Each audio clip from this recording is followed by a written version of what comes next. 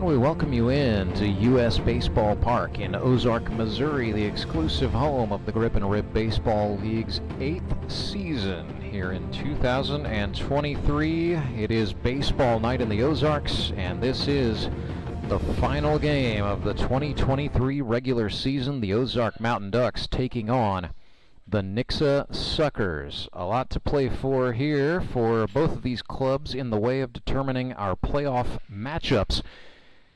I will go ahead and explain that to you without further ado. The Moon City Mavericks are the GRBL North Division title winners, 4 wins against 3 defeats. They hold head-to-head criteria over the Republic Locos with a 2-0 record against Republic this season. And they also have an advantage over the Springfield Metropolitans in terms of the run differential. So the Mavericks, total of 3 wins against 1 defeat within the division, and also a victory over the Ozark Mountain Ducks thrown in there to boot. So the Mavericks win the GRBL North, and they will grab either the number 1 or the number 2 overall seed in the playoffs, and it's very likely to be the number 2 seed. The Nixa Suckers come into this game leaders in the GRBL South. As a matter of fact, they've already won the GRBL South. What they're playing for here is to determine just how the playoff seeds are going to shake out. So Nixa can lose this game to the Branson Showmen and still hold head-to-head criteria over the Moon City Mavericks. So Nixa is, for all intent and purposes, going to hold a first-round bye and the number 1 overall seed in the Howard Bell Trophy playoffs. So that's going to set up the Mavericks and the Suckers for first-round byes. That's going to relegate the Locos, the Metropolitans, the Mountain Ducks, and the Showmen into the playoffs, where they are scrambling for position. So the Republic Locos are going to have the number 3 seed in the playoffs. They will play next Sunday, October the 8th at noon. At high noon, they will play either the Ozark Mountain Ducks or the Branson Showmen. If Branson is able to win this game against the Suckers tonight, the Locos would play Ozark. In the event the Suckers beat the Showmen, then the Locos would play the Showmen. Again, that game locked in for certain. The 3 versus 6 is going to be next Sunday at high noon. The 3 o'clock game is going to be the 4 versus 5. It'll be the Springfield Metropolitans, the home team, with a record of 4-3, taking on either the Mountain Ducks or the Showmen. Again, depending on what happens in this game for Branson here tonight. If Branson finishes out 2-5 with a loss, Branson will end up with the number 6 seed, and so Branson would end up playing Republic. If the Showmen win, they would grab the 5 seed, and they would get that game against the Metropolitans next Sunday at 3 o'clock. Clear as mud? Great. So in the semifinals, that's coming up in a fortnight, so Sunday, October the 15th. Number 1 overall seed is going to be the Nixa Suckers. Again, for all intent and purposes, with 99.9% accuracy. Suckers will be at home against the higher team, the higher seeded team rather, that prevails. I can tell you it would not be the Republic Locos, so it would be either the Metropolitans, the Mountain Ducks, or the Showmen. The 3 o'clock game on Sunday, October the 15th, will be the number 2 seed. That's going to be the Moon City Mavericks, and they can end up playing anybody except the number 6 overall seed. So good chance, if the seeds hold, that would be a 2 versus 3 game against Republic, or they could see perhaps the Metropolitans in the event that the Locos are eliminated, but that's all a bunch of wild conjecture at this point. But what we can tell you in terms of seeding and in terms of game times, again, October the 8th, next Sunday, the eliminators, it'll be 3 versus 6 at 12 o'clock, high noon, and then at 3 p.m. it'll be 4 versus 5. In the semifinals, the number 1 seed, likely to be the Nixa Suckers, will play at noon on October 15th, and the number 2 seed, very likely to be the Moon City Mavericks, will play at 3 o'clock on the 15th.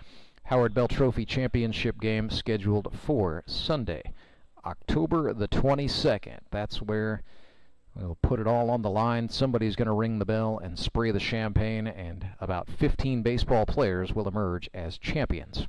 of the Grip and Rip Baseball League. So on to more pressing matters. Let's meet the starters for tonight's game. Last game of the regular season. It's the Nixa Suckers on the road at the Branson Showmen at home. Suckers will lead off with their first baseman. He wears number 11, Hayden Gibson, batting second. Originally from University City, Missouri, now lives in Springfield, the senior software trainer, Tyler Jones. He's got a little bit of a date with history that we will tell you about tonight, if and when that happens during his first at-bat. Batting third, hot-hitting Rookie of the Year contender getting a start at shortstop tonight, Kansas City, Missouri native Ben Wade. In the 4 spot is the catcher and player manager for the Suckers. He wears number 6. It is his 6th year in Grip and Rip baseball, Courtney Spitz. In the 5 spot is the rookie getting the start on the pitcher's mound tonight, number 4 from Florida, Puerto Rico, Davisai Pizarro. In the 6th spot is Nixa, Missouri's own center fielder, number 8, Ryan Cram. Hitting 7th, wears number 7. He's the right fielder from Springfield, Missouri, Adam Barton. In the 8th spot is the third baseman. He wears number 14. From Billings, Missouri, Wyatt Gold. Hitting 9th is the extra hitter. He wears number 12. From Nixa, Missouri, Tommy Schaefer. And batting 10th, playing left field tonight, getting the start, Springfield, Missouri, college golfer by trade, now works in the medical device industry, Alex Locke. So it's Gibson, Jones, Wade, Spitz, Pizarro, Cram, Barton, Gold, Schaefer, and Locke for the Nixa Suckers. Starting pitcher Davisai Pizarro throwing strikes to the catcher Courtney Spitz. Branson Showmen, home team on the scoreboard coming into tonight's matchup. A record of 2 wins against 4 defeats, and they are at full strength tonight, bringing back Tyler Abma. He was gone last week with an excused absence. He is back, although not in the starting lineup, expected to come on and be a hammer a little bit later on tonight. So the Showmen will lead off, as they have all season long, with the shortstop, number 4 from Licking, Missouri, Carter Rennie. Batting second is the left fielder from Branson West, wears number 13, John McGreevy. In the 3rd spot is the center fielder, number 10, the perennial MVP candidate, Jacob Karlson. Batting 4th, the catcher, wears number 14, also having one heck of a year, from Weyburn, Saskatchewan, Canada, Gerad Fox. Batting 5th and doing the designated hitting is number 16 from Rolla, Missouri, Toby Yorks. Hitting in the 6th spot is the first baseman. He's number 17 from Caracas, Venezuela, David Rodriguez. Batting 7th is the third baseman from Buffalo, Missouri, number 12, Calvin Dreyer. Hitting in the 8th spot out of Nixa, Missouri, making his first start, the second baseman, number 1, Colter Rance. Batting 9th is the right fielder, number 18 at 57. He's the oldest active player in the GRBL, Kurt Brand. And batting 10th, the extra hitter from West Plains, Missouri, number 11, Brady Dean. So it's Rennie, McGreevy, Karlson, Fox, Yorks, Rodriguez, Dreyer, Rance, Brand, and Dean. Your starting lineup for the Branson Showmen, home team on the scoreboard tonight in the purple jerseys with gray caps. We will bring you the first pitch when we come back. It is Grip and Rip Baseball, live and free all night long on YouTube. It's baseball night in the Ozarks. Support local, give local. We hear it all the time, and when it comes to blood donation, there's an easy way to make sure your gift is being used in your community. Donors with Community Blood Center of the Ozarks provide every drop of blood, platelets, and convalescent plasma to patients in over 40 area hospitals. How do I know why that's important? Because my youngest daughter, Joselina, is alive today thanks to local blood donors. Find out how you can help at cbco.org. Local donors, local patients. That's the Community Blood Center of the Ozarks difference. Acme Towing Company. That's too far away. Let Henry's do it. Nah, we're ready to close. Let Henry's do it. Henry's is ready to take your call right now. From compacts to semis, Henry is here to help 24/7. Save yourself the hassle and make us your first call. Henry's gets there fast, offering multiple locations to serve the Ozarks. When you're stuck on the side of the road, make the right call. Let Henry do it. You know the meaning of dedication. The early mornings and the late nights spent pursuing your dream. The commitment and passion to turn those dreams into reality. That spirit of dedication is why Central Bank is always there, working behind the scenes, helping you navigate those twists and turns in your journey with solutions that are tailored to meet your business needs. Central Bank. We do business better.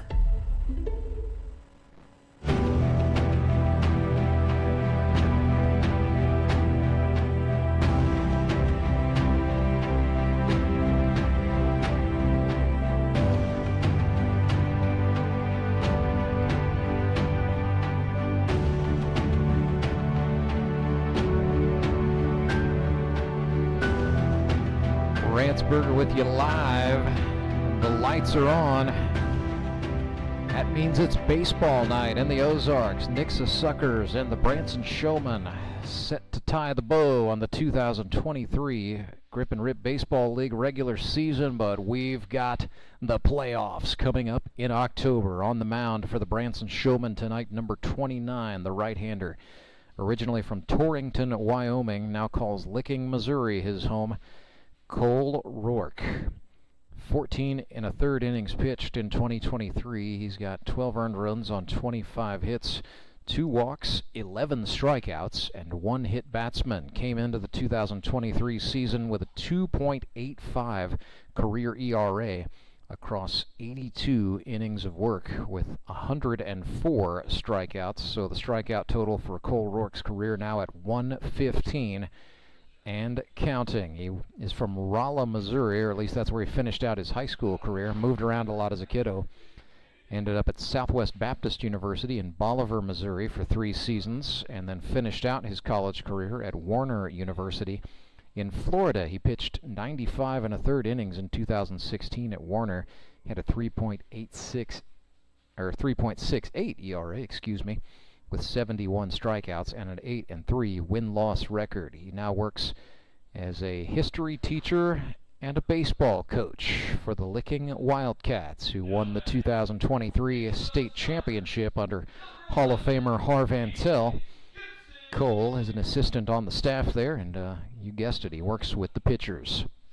So the lights are on, here we go. Here's Hayden Gibson into the left-handed batter's box. First pitch he looks at from Cole Rourke is ball 1. First pitch at 6:32 p.m. Umpires for this one, Cole Gilpin behind the plate, Mate Miller out on the field. Haven't seen Mate Miller in a while. Good to see him from the Mid-America Umpires Union.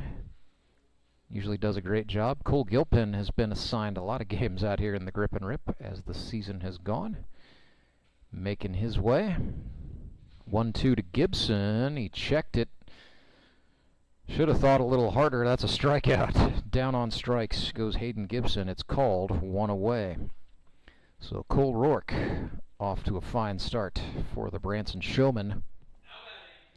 They are trying to reach up and grab the number 5 seed in the GRBL playoffs, which would set up a matchup with the Springfield Metropolitans in the playoffs. So here's Tyler Jones, comes up to bat here, 7 for 17 on the season, 49 career hits, and 34 runs batted in. Trying to join an elite fraternity, not this time. A hot shot liner taken out of the air by the first baseman, David Rodriguez, and Tyler Jones will have to wait just a little bit longer. Here's Ben Wade, 22-year-old rookie from Kansas City. He went to St. Pius X High School.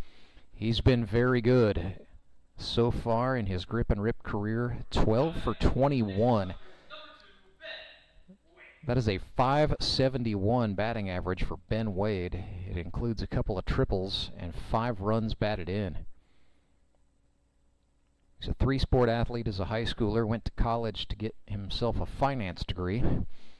That's paid off, and he's back in organized baseball. Trickler to the shortstop. Rennie charges and fires. Yes, sir. 3 up and 3 down for Cole Rourke, Carter Rennie, and the Branson Showmen. We are scoreless, headed to the bottom of the first. It's baseball night in the Ozarks. Stick around and let us entertain you. When Gary and Sandra Henry started Henry's Towing nearly 5 decades ago, customers knew that Henry would be the guy coming to help. People would call and ask to let Henry do it. And as Springfield has grown, our family has grown as well, so there's always someone around to come help you out. Everyone at Henry's is a member of the family, fully trained and as dependable as the original. With a family this size, help is always right around the corner. So if you find yourself in need of roadside assistance, remember to call the name you've grown to know and trust. Remember to let Henry do it! Do you ever wake up and feel like you're already out of energy? I haven't felt that way since I started doing yoga. You do yoga? Every morning. Best change I've ever made. Try our community classes for only $8. Sumit's hot yoga. You are gonna feel awesome!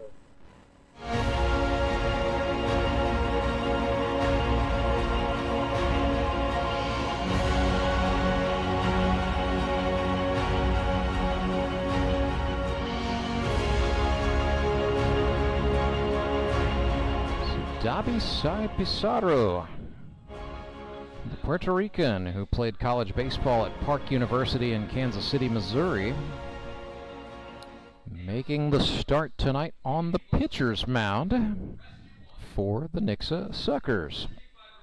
Dabi, so far in his GRBL career, 7 innings pitched. He's allowed 6 earned runs on 10 hits, struck out 6 and walked 8. So a little bit of everything. The sampler, if you will, for Dabi Sai Pizarro told me he had not pitched in a baseball game since he was about 17 years old. He's 22 now, so it's been a while. But make no mistake, first and foremost, Dabi Sai Pizarro is an athlete and a gamer. So he is going to make the most of this opportunity. Nixa Suckers tonight appear to be without the services of right-hander Josh Engler. So it's Dabi Sai Pizarro making a spot start. Starts Carter Rennie with a fastball inside ball 1. It'll be Rennie, McGreevy, and Karlson for the Purple Gang. Gerad Fox would take some cuts if anyone manages to reach. Rennie looked at a strike there. Carter 5 for 24. He has walked 4 times and struck out 7. 1-1. There's a slider for a strike on the outer half. Dabi Sai Pizarro, predominantly an infielder, but he's playing pitcher today. Throws one that gets away from the catcher, Courtney Spitz. Rennie hops out, exhales sharply, and is back in. It's 2-2.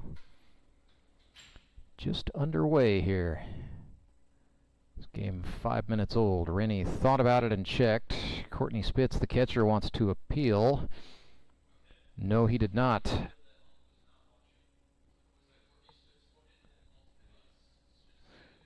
So 3-2, we're full up. Rennie grounds this one to the second baseman, Tyler Jones. He's normally an outfielder, but he's playing second base today. Looked serviceable right there. 1 down. So here's John McGreevy, the Florida native from Orlando, who now calls Branson West, Missouri home. 36-year-old rookie. He's been swinging a good bat as of late. 4 for 12 for the season with a strikeout and 2 walks.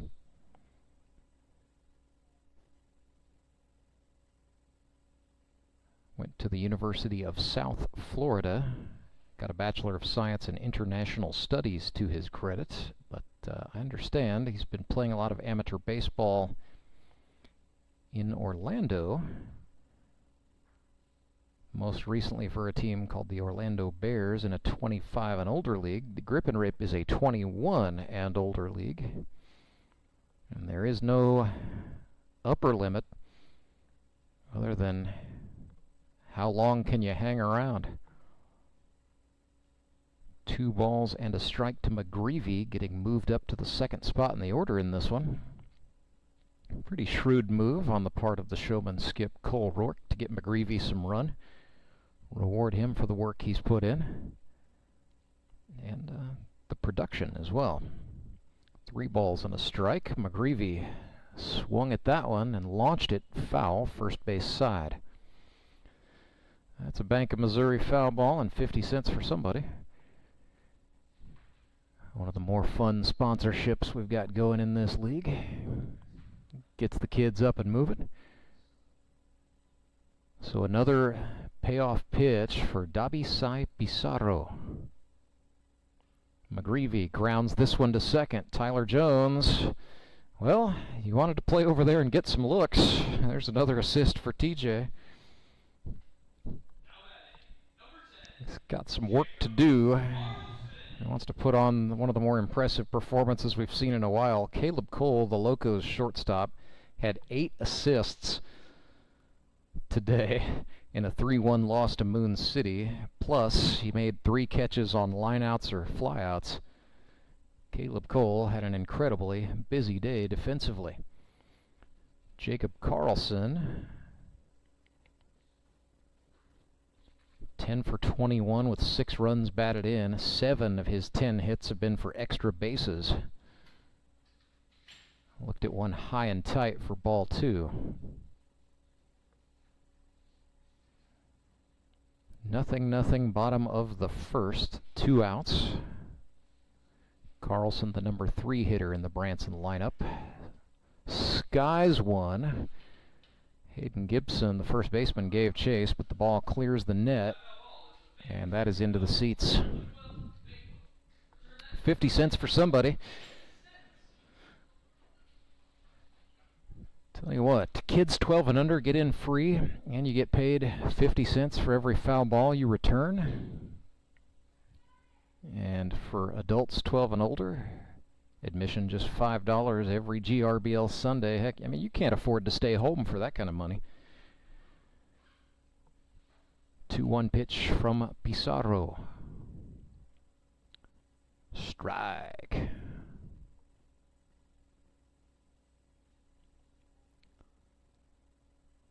Dos bolas, dos strikes to Karlson.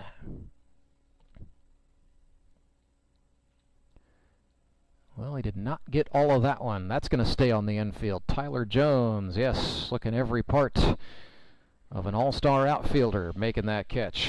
That's because he is one. TJ had a busy inning, 2 assists, and then a catch on that fly ball.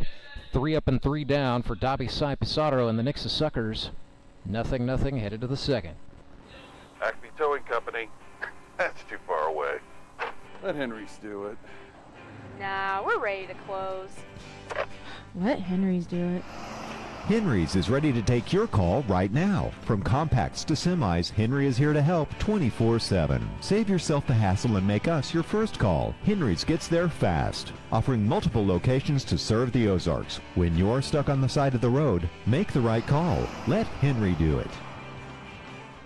Support local, give local. We hear it all the time, and when it comes to blood donation, there's an easy way to make sure your gift is being used in your community. Donors with Community Blood Center of the Ozarks provide every drop of blood, platelets, and convalescent plasma to patients in over 40 area hospitals. How do I know why that's important? Because my youngest daughter, Joselina, is alive today thanks to local blood donors. Find out how you can help at cbco.org. Local donors, local patients. That's the Community Blood Center of the Ozarks difference.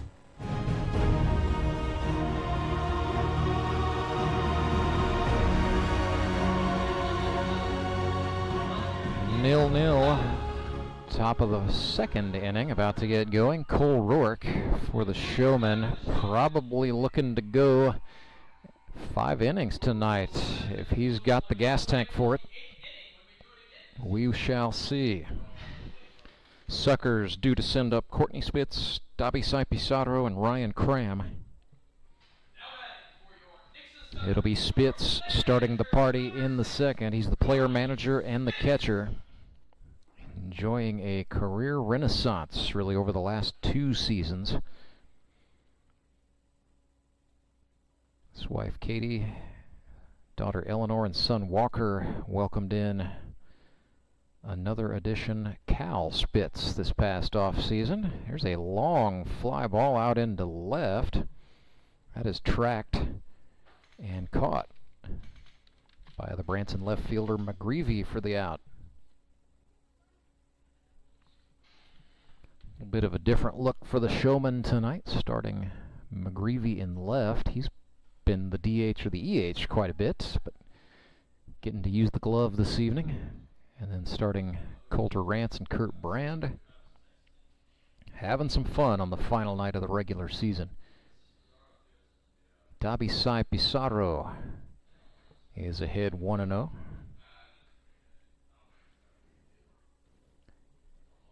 Pizarro is 5 for 10 with 4 runs batted in and 2 triples.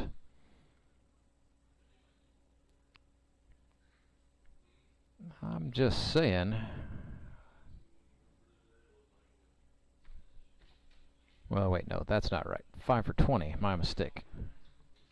That's a little more down to earth. This is up the middle to the shortstop. Rennie has to rotate the hips, and then the throw ejected from the first baseman's mitt. Pizarro is safe. That's going to be charged as an error. Nonetheless, the Suckers have their first base runner. And he is on for Ryan Cram, coming off of a big performance a week ago. So Cram is now hitting .273. He is 6 of 22 with 6 runs batted in. Swung and missed there. Cram was thinking big. Swung over the top of a breaking ball.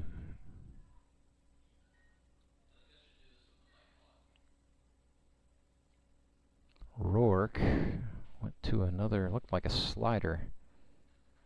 It's 1-1.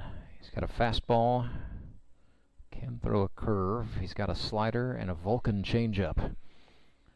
When he's in the stretch, that was a curve, and that's going to be chopped through on the left side, out into left field. Ryan Cram, 7 hits in 7 games. Swinging a good stick that's really coming on as the season goes. So that is the first base hit of the ball game. That's here in the second. He's on for Adam Barton. Barton wears number 7. He went to Hillcrest High School on the north side of Springfield, Missouri. 5 for 12 as a rookie, and he has batted in 3 runs. Rourke started him off. Breaking ball for a strike. So when Cole Rourke throws from the stretch, I was about to say he starts the ball, or he breaks the hands rather, very low. A lot of guys go to the belt. Rourke is below the belt. I tend to call it from the belt because that's about the politest way I can say it. 1-1 pitch to Adam Barton, swung on, fouled back quickly off the screen. Barton a little late getting to that. And he's down here 1-2. So Adam, when he finished out at Hillcrest in 2015, he was the Springfield Leadoff Club's Dave Dickensheet Pitcher of the Year Award winner for a very good Hillcrest Hornets group that has produced a lot of college baseball players in its day. It's on a very good team. Won a district championship, as a matter of fact. Ended up going to Missouri State University for academic reasons, not baseball. And that has paid off.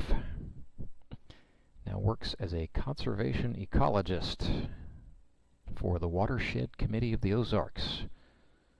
Nonprofit group doing a lot of great work to preserve this region's natural beauty. Adam Barton, beauty of an oppo base hit into right.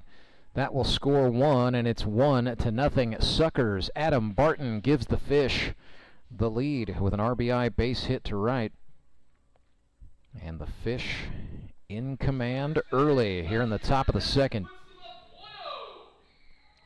Wyatt Gold looking to keep it going here.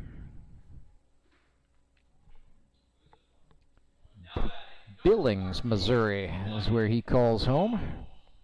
So if you imagine Christian County, Missouri is sort of shaped like the state of Oklahoma. It's got a panhandle out to the west, and Billings sits in that panhandle.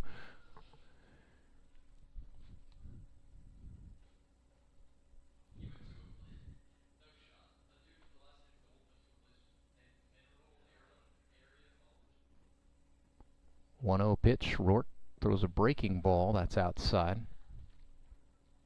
Cole Rourke, it's really no doubt about it, he's been pretty open, has struggled with a lot of arm pain and discomfort really over the last 2 seasons.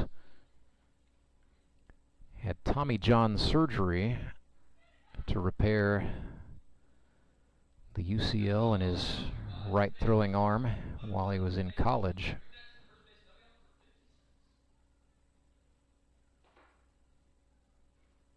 And after college, thought he maybe had a chance to get drafted. That didn't happen. Entertained the thought of perhaps playing independent minor league ball, but ultimately decided it was time to go pro in something else. So teaching it was. Here's a high fly ball into center field. Shouldn't be a problem for Jacob Karlson. He makes the catch. Cram tags and slides. He's across, and it's 2-0 for the Suckers. It'll go down as a sac fly for Wyatt Gold. Pretty nice throw from Jacob Karlson, but some fast base running on the part of Ryan Cram ended up being the difference maker. So 2-0 for the Nixa Suckerfish, and it's Tommy Schaefer from Clever, Missouri. 35 years old. In the EH spot today. Tommy can do a little bit of everything. He's played some third base. He's played some second base. Would probably go play a corner outfield spot if you asked. Looked at a curve for a strike on the outer half. He's a GIS technician at an engineering firm that works predominantly on water and sewer utilities. Rourke sticking off speed, trying to get Schaefer to chase something, but he's not spotting up. It's 2-1.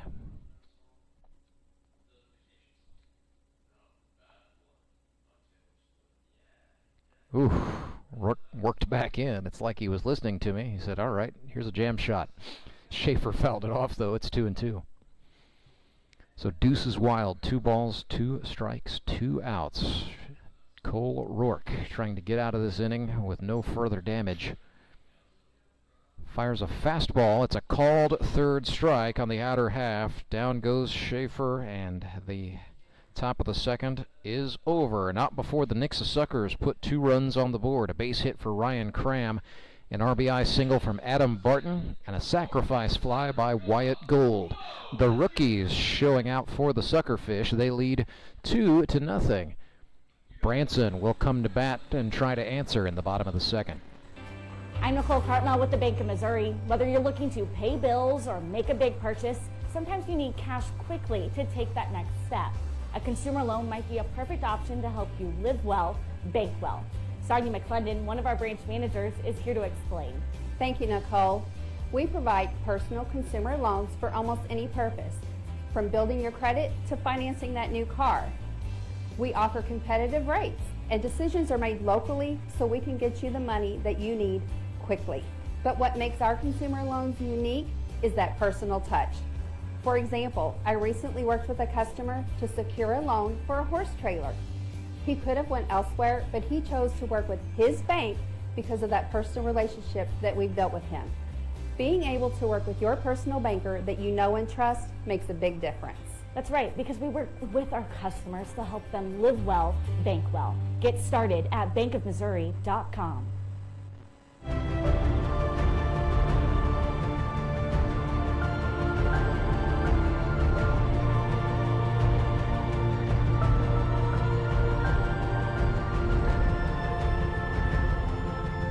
Right-hander Davi Pizarro returns to the pitcher's mound for the Nixa Suckers. A little bit of cushion to work with here in the bottom of the second inning. He and the Nixa Suckers lead the Branson Showmen 2-0.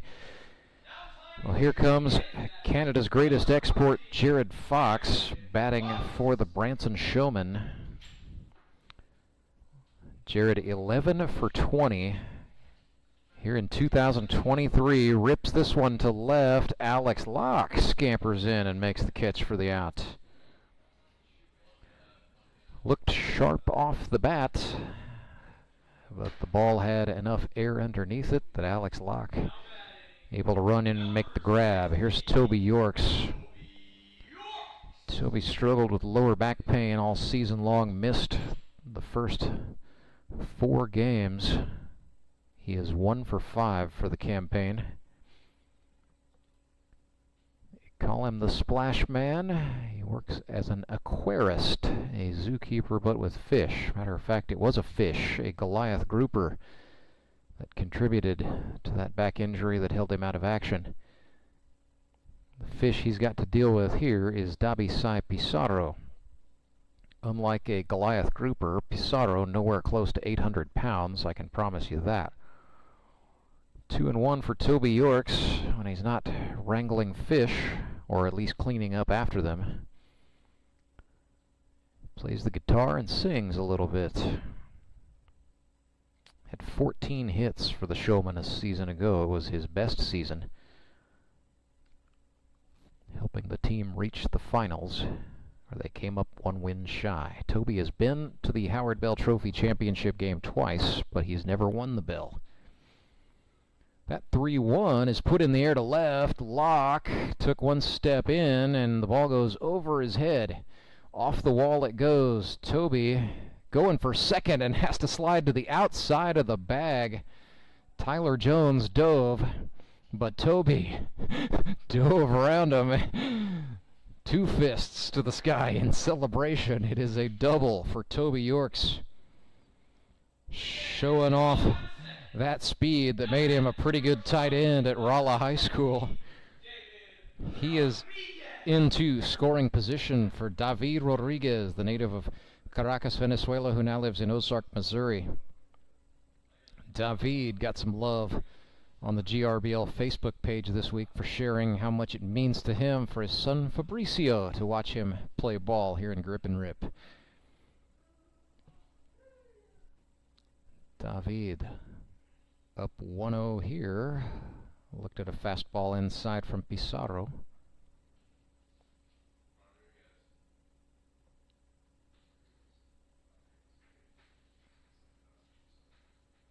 Two and 0 for D-Rod. Una bola way inside. 3-0. 3 bolas, 0 strikes para David Rodriguez, mi mejor amigo de Caracas. El caballero venezolano. What? Called strike. Okay. That's why I'm up here and Cole Gilpin is down there behind the dish. 3-1.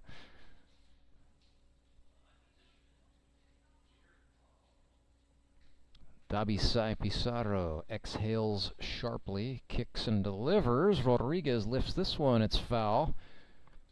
Gonna be a full house. Oh my gosh. The baseball, I think, went into the bounce house. La Casa de Bounce. I don't know how to say bounce in Spanish. 3 balls, 2 strikes. La Casa Grande inside, he walked him. David Rodriguez gets the free pass. And here is Calvin Dreyer. He's from Lewisburg, Missouri. It's a lot less exciting than Caracas, Venezuela. Nonetheless, tying run is on for the Showmen. Calvin Dreyer represents a go-ahead. He's at the plate with 1 out, bottom of the 2nd. City Utilities water line installer, the farmer and baseball coach. Last thing Calvin needs is 1 more job somehow. 1-0 for Dreyer, who's 8 for 22 for the season, hitting very well. 5th year, check that, 4th year in the Grip and Rip. I would argue it has been his best in terms of hit production. Although he'd probably tell you winning the Howard Bell Trophy with the Metropolitans a season ago was sweeter than anything in the stat column. The 1-1, high and tight. Pizarro sort of looked off at nothing in frustration. 2-1 for Calvin Dreyer. Very good hitter in his time at North Arkansas College. Hit .328 there as a freshman. Fastball, check that. That was a change, and Dreyer whiffed.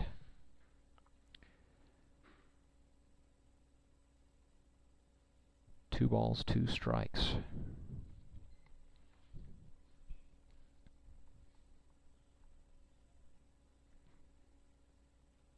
Dreyer had to go upstairs, fouled it straight back.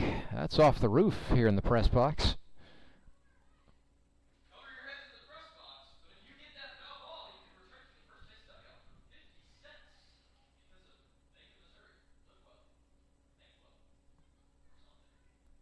Another 2-2 for Dreyer, sixth pitch of the plate appearance. Dabi Pizarro fires. That is swung on and fouled off. That's headed straight into the concession stand. Or perhaps the men's room on the first base side.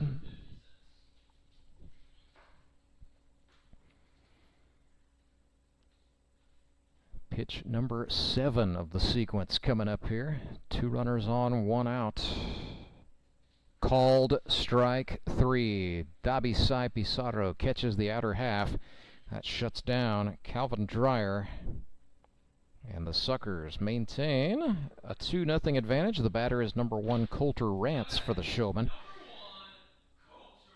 Going against the hometown club here. Coulter Rance is from Nixa, Missouri. Graduated from Nixa High School.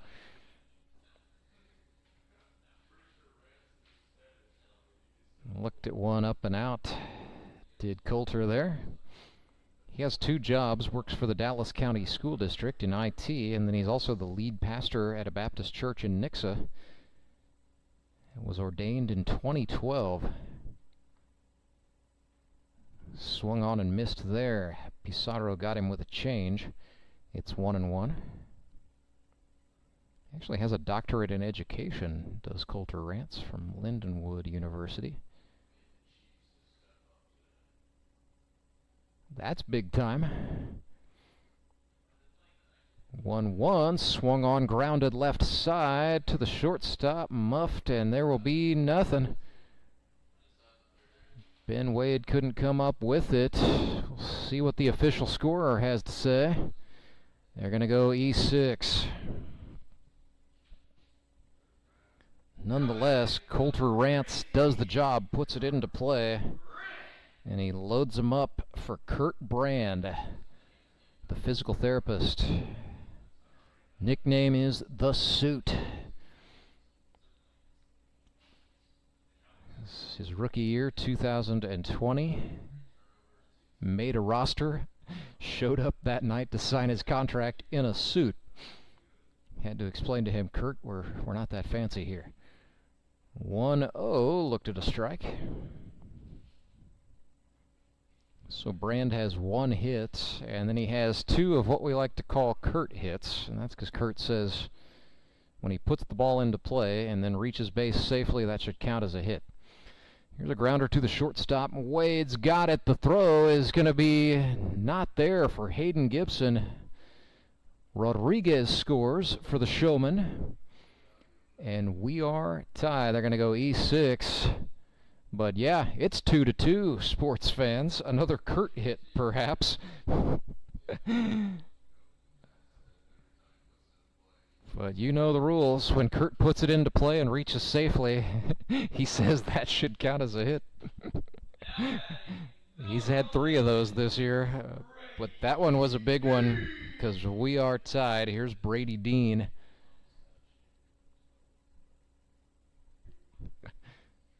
Dean, a switch hitter, going from the left-hander's position against the right-hander. Pizarro swings and fouls that one back. So Brady Dean hit .298 a season ago for Branson. He's cooled off a little bit, 2 for 15 this year. One of those hits is a double. He has walked 4 times and been hit once, and those are most definitely Brady Dean kind of stats. Led the league in walks a season ago with 10. 1-1.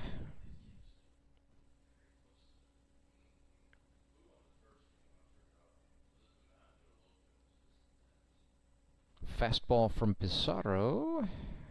That's called ball 2 inside. So 2-1. Runners on the corners, 2 outs for the Showmen. Pizarro's pitch swung on and chopped. Foul, where the Suckers' first baseman Hayden Gibson is there to touch up. 2 balls and 2 strikes with 2 outs for Dean. He is a teacher and a coach in West Plains, Zizzerland. Pizarro sets up from the belt. Struck him out looking. Dean not happy, but Dabisai Pizarro is loving it.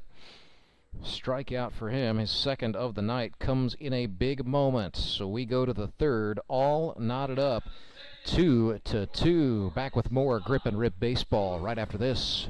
Redline Athletics is the Ozarks' #1 youth sports performance training center. Redline uses the latest in technology, equipment, and techniques to help kids ages 8 to 18 prepare for competition in all sports, with our #1 goal to make them a better athlete first. Redline Athletics now offers team training. Bring your full squad in for workouts with our professional staff and boost their speed, strength, agility, and skills. Train like a pro at Redline Athletics, located in Southeast Springfield, just off James River Freeway in South Glenstone. You know the meaning of dedication. The early mornings and the late nights spent pursuing your dream. The commitment and passion to turn those dreams into reality. That spirit of dedication is why Central Bank is always there, working behind the scenes, helping you navigate those twists and turns in your journey with solutions that are tailored to meet your business needs. Central Bank. We do business better.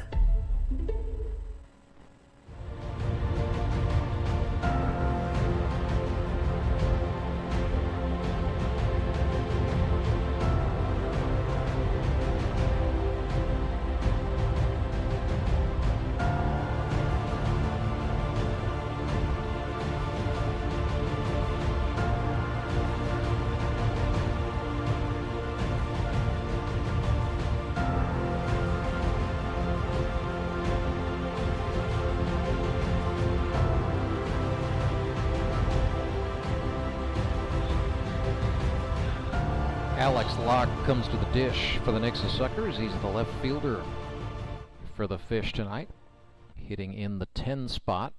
First pitch he sees from Cole Rourke is flared, and that's going to get over the head of the second baseman and into right field. It's a base hit for Alex Locke. Before I could even say number 15, Alex Locke aboard. Just celebrated his birthday, I understand. And that's a pretty nice birthday gift right there. Second base hit on the season for Locke. He has a single into right. So Locke is on for the Suckers' leadoff man, Hayden Gibson. He's playing first this evening. Can also play all the outfield positions. We've also seen him play third.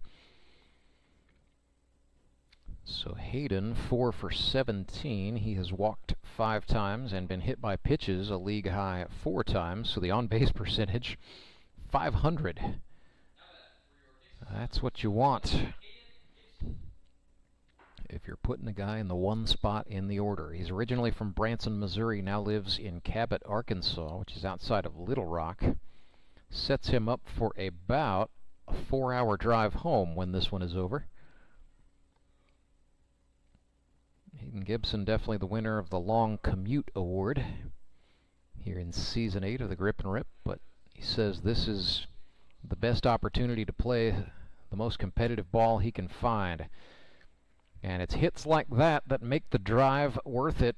A single into center field for Hayden Gibson. Back-to-back hits for the Suckers, and they're in business for Tyler Jones. 2 men on for the GRBL's all-time leader in runs batted in with 34 of them. He's chasing another career milestone right here, and RBI would just be a bonus. TJ 0 for 1 tonight, 7 for 18 for the campaign. Cole Rourke looks back and fires. Jones puts this one in the air to left. Making the catch is John McGreevy for the out.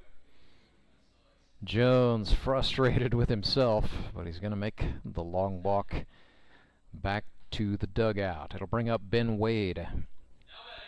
0 for 1 tonight, 12 for 22 for the season.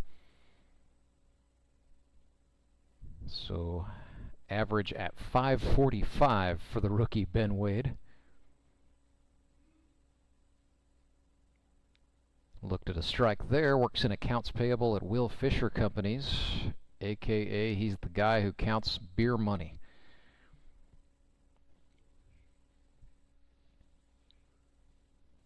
Rourke fires a fastball on the outer half, and the veteran Cole Rourke quickly jumping ahead 0-2 against the rookie Ben Wade. 2 on, 1 out, tie ball game. Wade flares this one. Rodriguez giving chase and dives. That ball is going to fall foul. Ultimately no harm. But you got to love the effort from David. Trying to make something happen for the Showmen there. He knows Ben Wade is a big out and a tough out. Ben has only struck out twice. He has walked 3 times and has driven in 5 runs through his first 6 games. So we'll do another 0-2. Rourke comes set from the belt. Kicks and deals. Wade was late getting to it. Goodness sakes, a sharp foul ball. And a guy in the stands just defended a couple of toddlers from getting wiped out. That's heads up stuff. That's the thirsty 3rd inning. He just passed on a brewski. Just protected a kiddo. Off speeder up the middle. That's going to get through for Wade. Into center field it goes. Woe sign goes up, and so Alex Locke will retreat back to 3rd. Nonetheless, Ben Wade with his 13th base hit of 2023 comes at a big time for the Nixa Suckers, as he has loaded him up for the catcher, Courtney Spitz.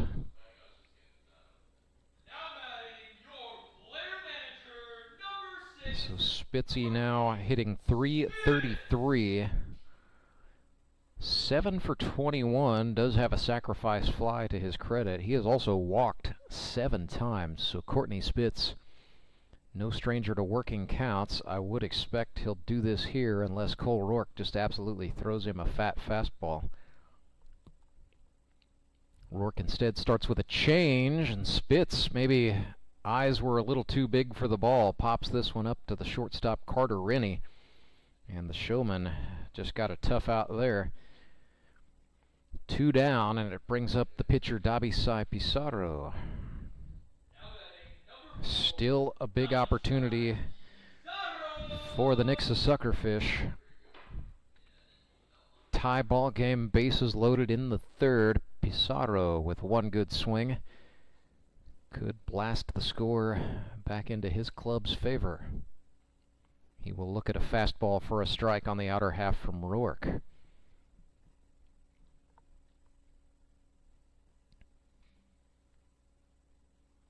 Nothing in 1. Ooh. Rourke got him to chase the curve that time. 0-2.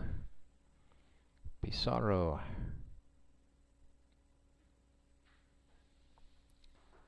hitting .250 in the GRBL. Ooh. Rourke goes upstairs. Oh, goodness. Cole feeling some pain and discomfort as he boots the glove toward his own dugout. Nonetheless, he got himself out of a jam with a big strikeout there. 2-2. We will go to the bottom of the 3rd. Back with more Grip and Rip Baseball, live and free on YouTube. If you and I knew plumbing, you and I would never need to call United Plumbing, UNITED.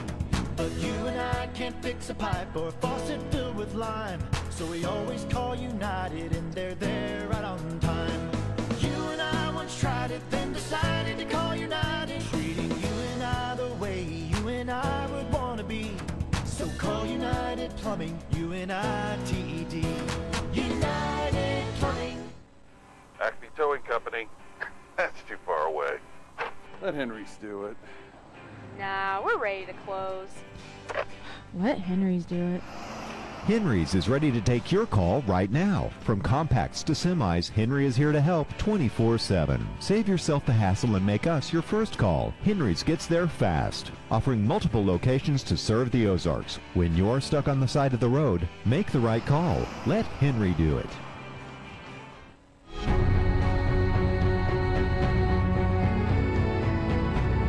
It's a Henry's Towing pitching change for the Nixa Suckers. They bring on a right-hander in from center field. This is Ryan Cram taking the warm-up throws. Cram, 22 years old, an HVAC installer Monday through Friday, but he's been very good on Sundays for the Suckers. 8 innings pitched. He's allowed 4 earned runs on 9 hits, struck out 8, walked 3, and hit 3 batters, so a 4.5 ERA. This, the rookie season for the young gun Ryan Cram. He's got a 4-seam fastball. He's also got a slider, and both of them have quite a fair bit of sweeping action, so running away drastically from right-handed batters. And Ryan Cram will look to put the motion to work against the Branson Showmen in a tie ball game. Branson with Calvin Dreyer, a right-hander, who makes his living with a knuckleball and some other stuff. Up getting warm, so that may very well be the end of the night on the pitcher's mound for Cole Rourke. Hate to see that if that is the case. Nonetheless, on to more pressing matters. Carter Rennie stands in for the Showman. It's the top part of the order due up. Tie game in the third. Cram starts Rennie off.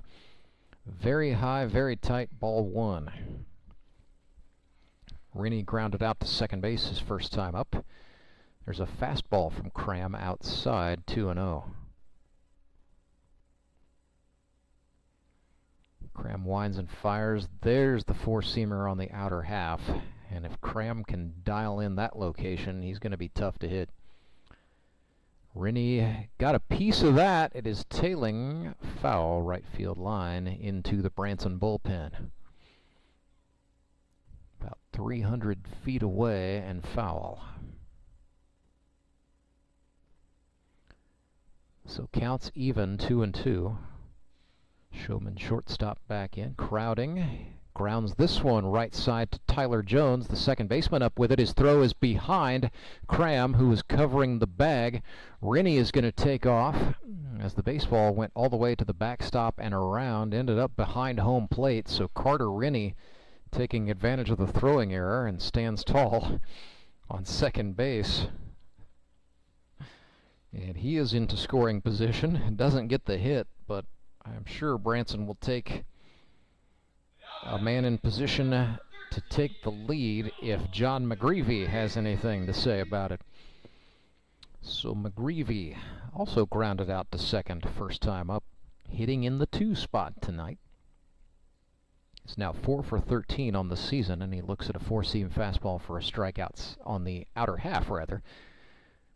It was not outside, it was on the plate, says the man in charge, Cole Gilpin. That was off the plate, but McGreevy swung anyway, and he's behind here 0-2. Cram, what did we talk about? That motion got the righty McGreevy to chase. Here comes the 0-2. Cram from the belts. And he bent it into the zone. A slider for a looking strikeout. First K of the night for Cram. And that'll bring up Jacob Karlson. Out of the frying pan and into the fire goes Ryan Cram, facing, without question, Branson's best hitter. Although the guy in the on-deck circle, Jared Fox, probably has something to say. It's a wild pitch. Favorable bounce, but then the catcher spits, throws it into left field. Rennie, at the behest of his manager Cole Rourke, is going to stay put. One bag was enough on that play. So Carter Rennie 90 feet away from giving Branson the lead, and this is the guy you want in that batter's box if you're a Branson fan. 1-0 to Karlson, swung on, fouled it back. So Jacob 10 for 22 this season. He had 16 hits a season ago. Had 10 for Moon City in 2021. Also played for the Mavs the season prior. Or no, check that. He was with the Locos in 2020. My mistake.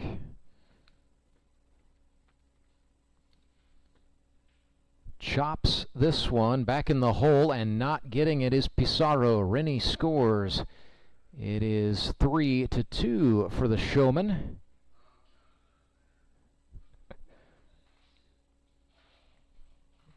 Scored as an error. I mean, Pizarro didn't touch it, he just misread the hop.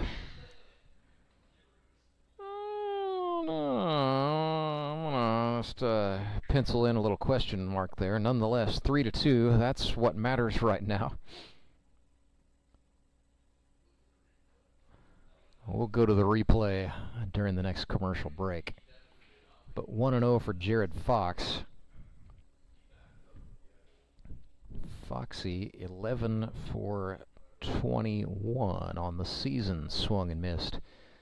So for the moment, Jared Fox leads the Branson Showmen in hits.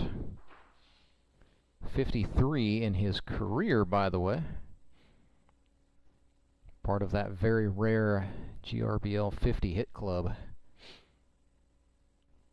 It's a big deal when you only get to play 9 or 10 games in a season. Accumulating 50 hits is pretty major. Fox swung as the runner took off, and the tag got down. Tyler Jones got Karlson on the hand. The umpire, Mate Miller, was on top of it, and I do believe that was an excellent bit of officiating. And let's be honest, an excellent bit of catching on the part of Courtney Spitz. Rifling one to second base, and Karlson is caught stealing. So now nobody on for Fox. 2 balls and a strike. Ryan Cram. Looked like a fastball, but it's not in the zone, says the man in charge. 3-1. Fastball. Fox reached out and fouled it off. That ball is still in the air. It just now landed. Good grief, that was 4 or 5 seconds of hang time.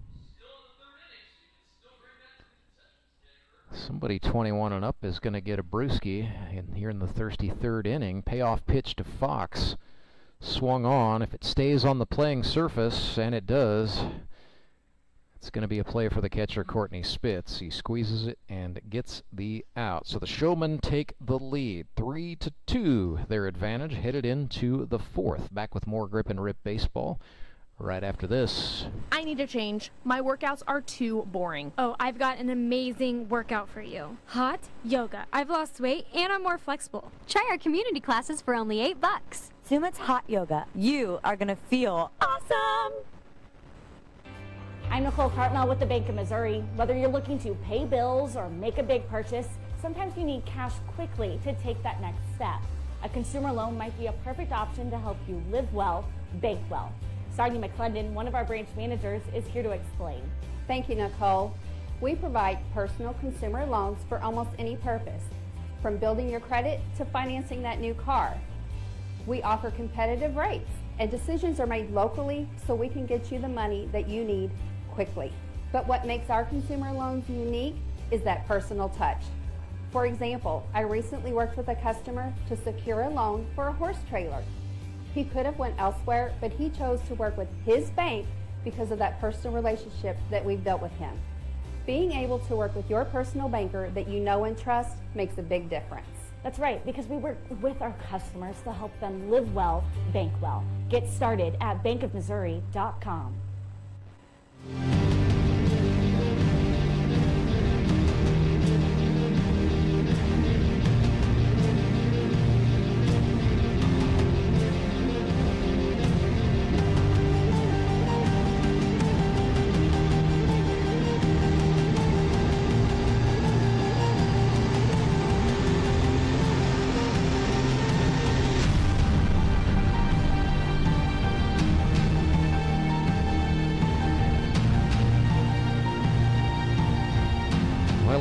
further review, that go-ahead play involving Jacob Karlson for the Branson Showmen has been ruled an error, and the rule we're looking for is, could the baseball have been handled with ordinary effort by the fielder? The effort was just a little misguided on the part of the fielder in that case.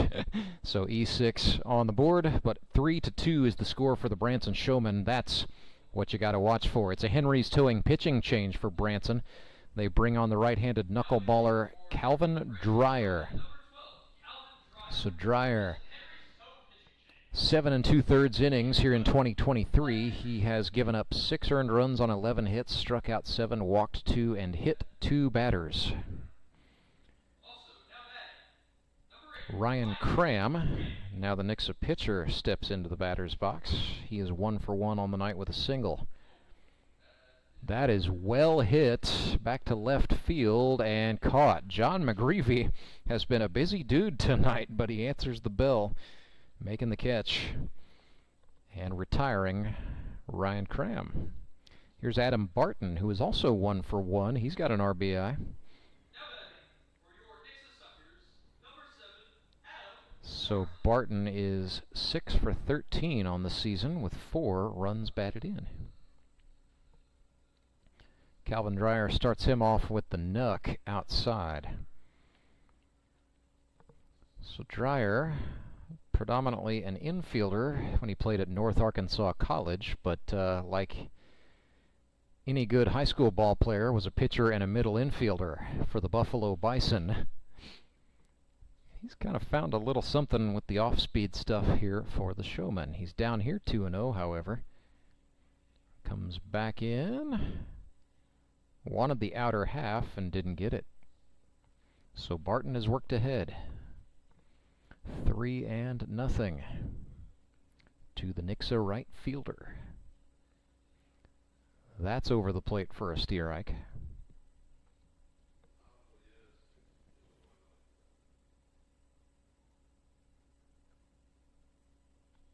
Another knuckleball from Dreyer. That is ball 4. So Adam Barton is aboard for the Suckers, and he represents a game-tying run in what has been a back-and-forth affair.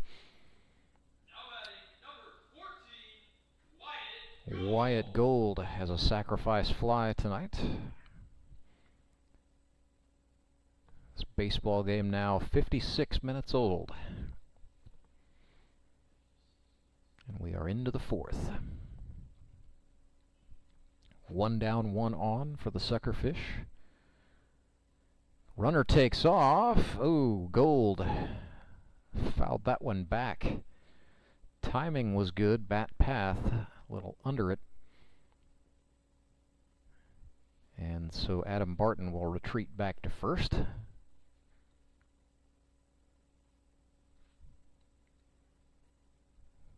Showed he may have figured something out with Dreyer's timing. That is high and tight. Now a little bit of activity for the Showmen in the pen. I'm seeing Tyler Abma out there at least starting to get warm. Not ready to come into this thing yet. Grounder to third. Rodriguez fires across. That will get away from the second baseman Spangler. Runner will stop at third. So another error committed by a Branson fielder. They've made 2. The Suckers, however, have been charged with 4. Mistake-free, this game is not. However, pretty good back and forth. 3-2 is the score. Tommy Schaefer bats with runners on the corners. Struck out looking first time up against Cole Rourke. Different kettle of fish here facing Dreyer. Calvin started him off with surprise, a knuckleball for a strike. 0-1. Here's a check throw. So Showmen have made a few moves. They've got Rodriguez at third. Yorks has come on and playing first, and Matt Spangler is into the game at second base. That was up and out of the zone. They're also using Josh Reno now in right field, still Karlson in center, and still John McGreevy in left. 1-1, Knuckler dances into the zone for Dreyer. And that's the pitch he's looking to throw every time. That's just about unhittable.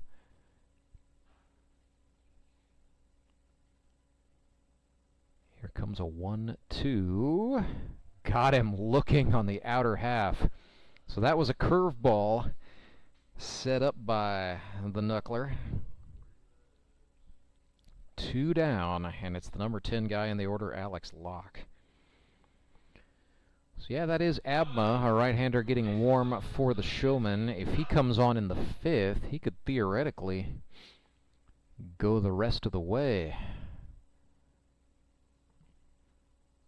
Foul ball off the bat of Alex Locke. Gonna be 50 cents for the kiddo who brings that one back. Nothing in 1 for Locke, who is 1 for 1 tonight. Base hit to right. Runner goes, and the Showmen are going to have Wyatt. Well, they had Wyatt Gold in a rundown. Instead, they commit another error, throwing one into center field. So Adam Barton scores. Wyatt Gold just sort of woed up and almost started walking, and then the Showmen botched the pickle setup, and we are tied 3-3. Goodness sakes, it's been that kind of night for both of these clubs. And so now this game is all even.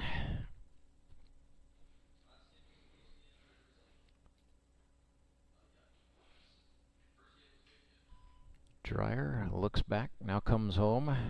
Another knuckleball, that's down.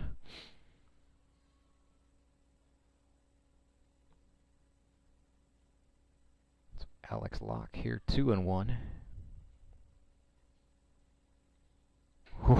Fooled by the Knuckler that time. Over the top he went. It's deuces wild here for Alex Locke out of Glendale High School in Springfield, Missouri. 2 balls, 2 strikes, 2 outs. Dreyer sets up from the first base side of the rubber, from the chest. Locke got a hold of that one. That was not the knuck. That was something else. It's way up in the seats on the first base side now. Doesn't matter. Alex back in. Calvin Dreyer sets up and deals. This is sent up the middle to the shortstop. Rennie up with it. His throw to Yorks in time to get the out, but not before. The Nixa Suckers capitalize on a mistake, and they are now tied with the Branson Showmen 3-3, bottom of the 4th after this.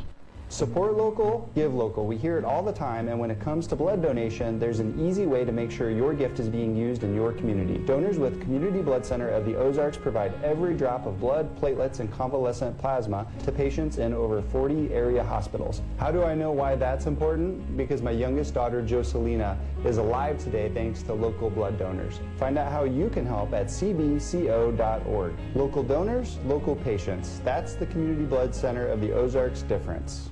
Do you ever wake up and feel like you're already out of energy? I haven't felt that way since I started doing yoga. You do yoga? Every morning. Best change I've ever made. Try our community classes for only $8. Sumit's hot yoga. You are gonna feel awesome!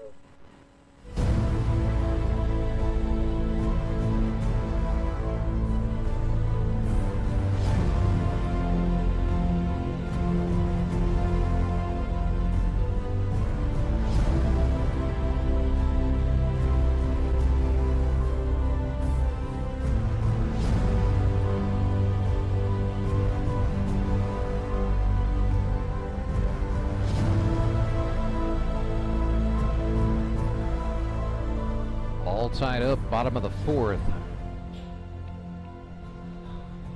Toby Yorks, David Rodriguez, Calvin Dreyer due up for the Purple Gang this inning.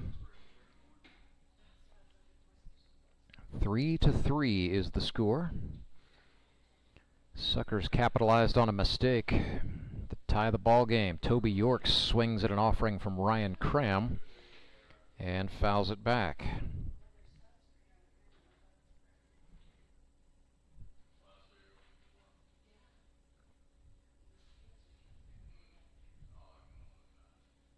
Oof, fastball runs in, and Toby Yorks, the switch hitter, going from the left-hand side against the righty Ryan Cram. So everything that Cram throws is going to run in on Yorks, except that was a two-seam fastball down in the zone for a strike. So 1-2. Ryan Cram opening up the bag a little bit here. Rocks and fires. Nope. That's high.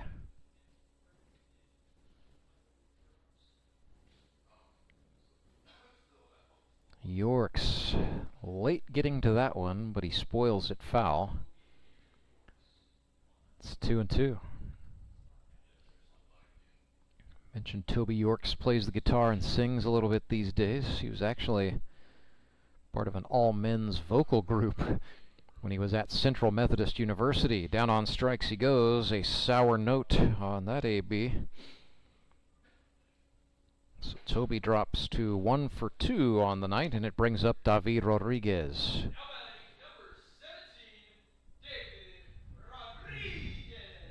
Sponsored by Community Mortgage Brokers. David out of Campbellsville University in Campbellsville, Kentucky. Looked at a fastball out of the zone for a ball.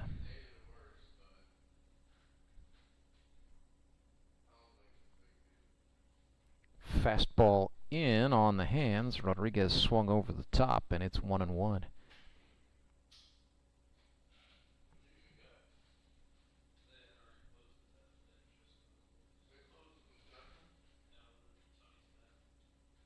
One pitch. Rodriguez thought he checked. Plate umpire Cole Gilpin looking down at his partner Mate Miller. Yeah, that's ball 2.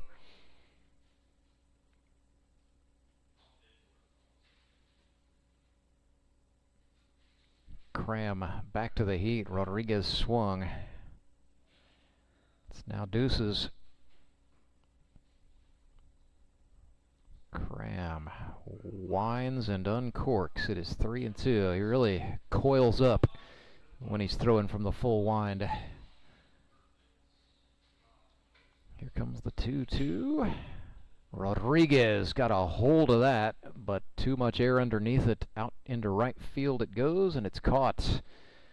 Adam Barton able to track that down and haul it in for the second out of the 4th inning. Bring up Calvin Dreyer. Now resides in Lewisburg, Missouri, works for Springfield City Utilities, among other vocations, helps out coaching ball at his alma mater, Buffalo High School in Dallas County.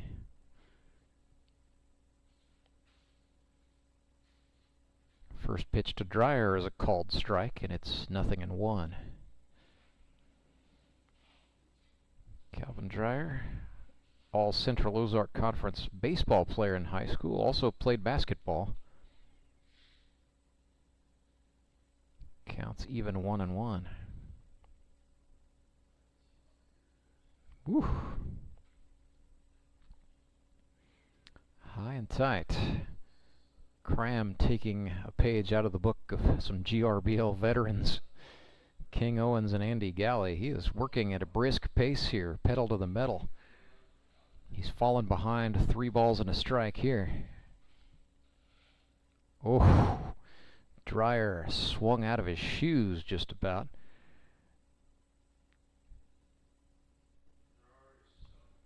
Full count. Dreyer reaches out and spoils that one foul. It's way up there, but it's going to stay in the park for a fan to track down.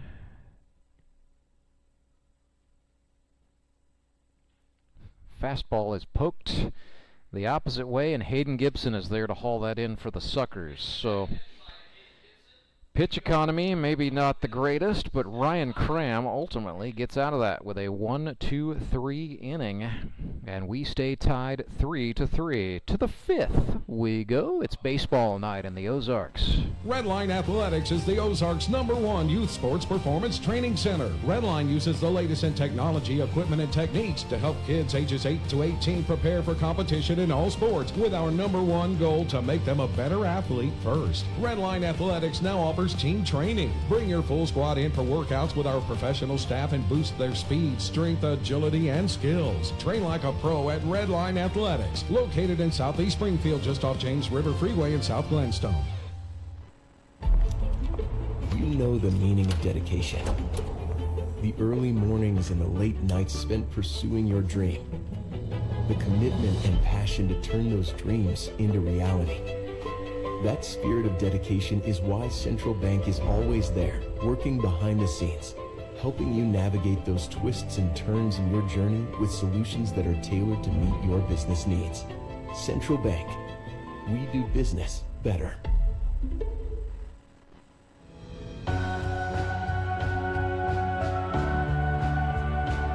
So Henry's towing pitching change for the Branson Showmen, and just as I suspected, they bring on the right-hander Tyler Abma back in the lineup. He has been Branson's starter all season long. He is working in relief tonight.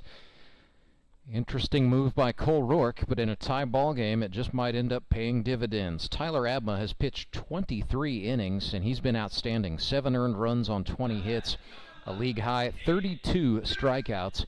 To go with just 5 walks, he has a 2.50 earned run average coming into tonight's game. Threw a no-hitter against these Nixa Suckers, 5 innings with no hits. That was back in week 2. I'm sure the fish remember. But Tyler Abma was absolutely electric in August.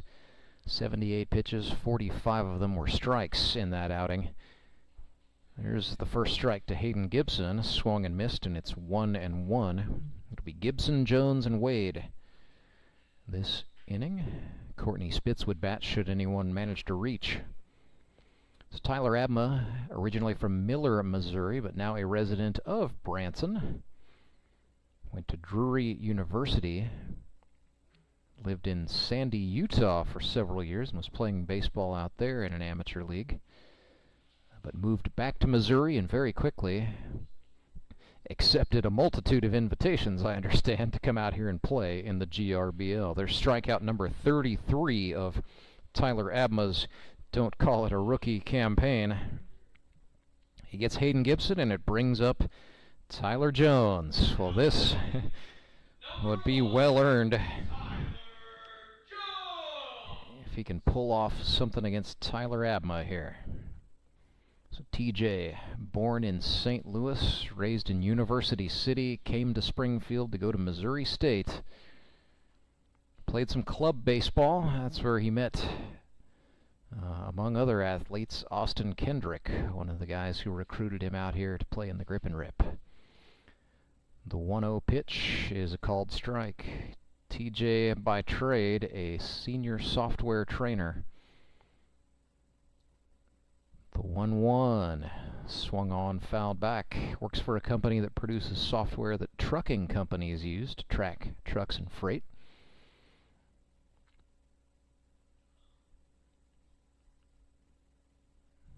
Ball and 2 strikes for TJ.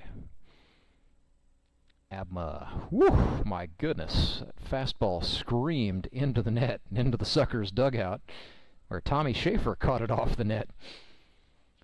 Quick hands on Tommy's part. We'll do another 1-2 pitch. Got him on strikes. Tyler Abma gets Tyler Jones, who is stuck on 49. It's going to bring up Ben Wade. He's 1 for 2 tonight. 13 for 23 for the season.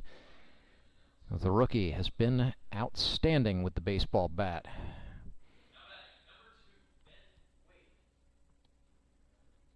Started tonight's game at shortstop. So he's played 3 infield positions for the Suckers over the course of the season. He's also played, I believe, left and right field. Somebody find this guy a home. But Ben Wade, really too good of an athlete not to keep trying him in the field somewhere. 1-1. Abma missed low. It's 2-1.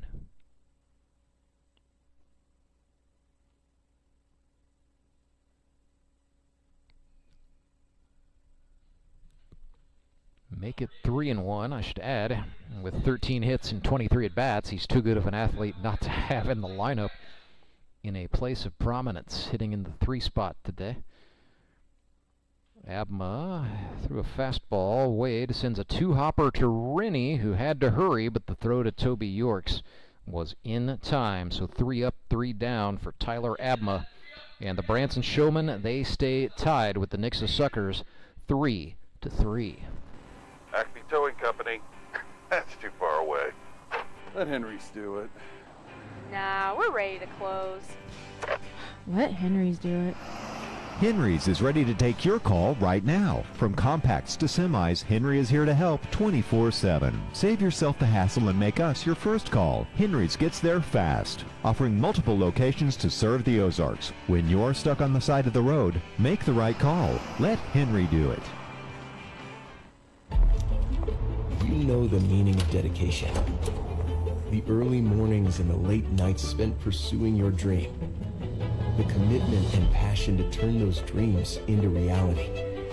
That spirit of dedication is why Central Bank is always there, working behind the scenes, helping you navigate those twists and turns in your journey with solutions that are tailored to meet your business needs.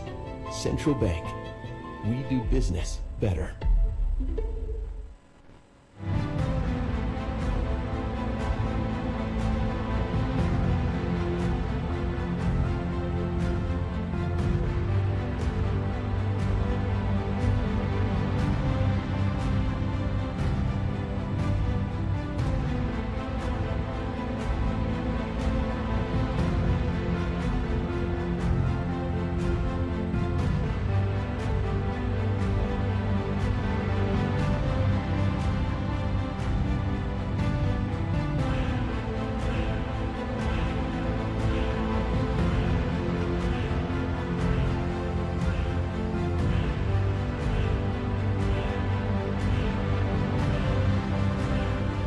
A little bit of a delay here in the middle of the 5th.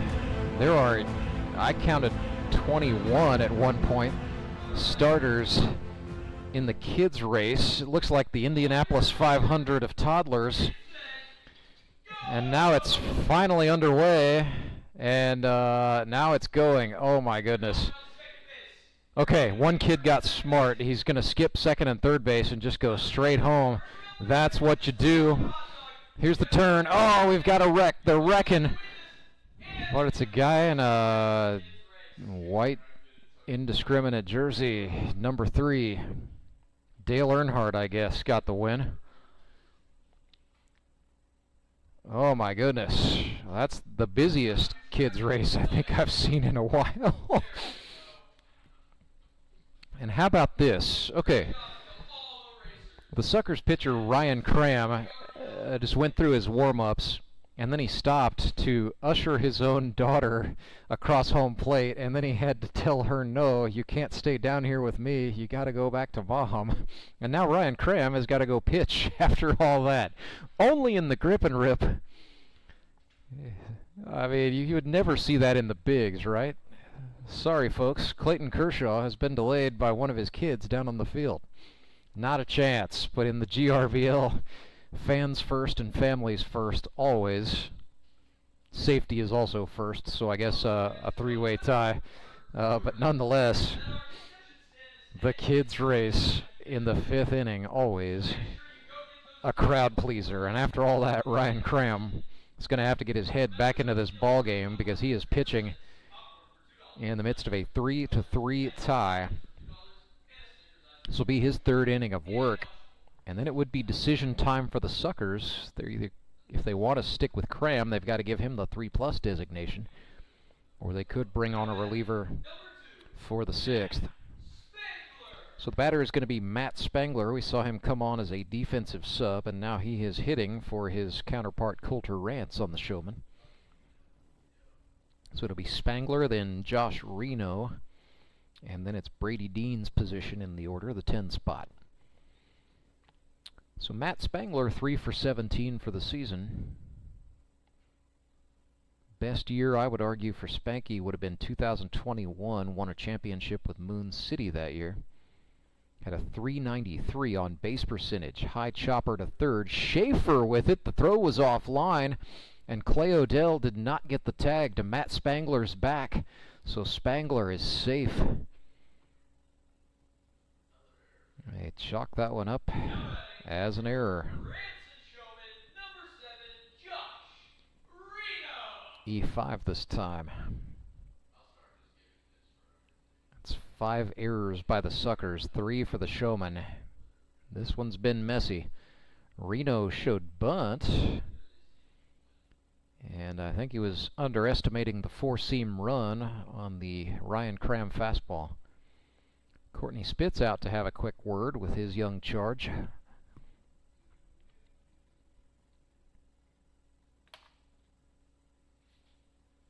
See if Reno sticks with the plan to bunt, or if perhaps they do something else.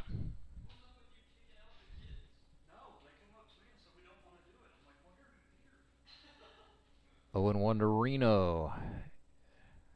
Cram again attacking in on the hands. It's foul.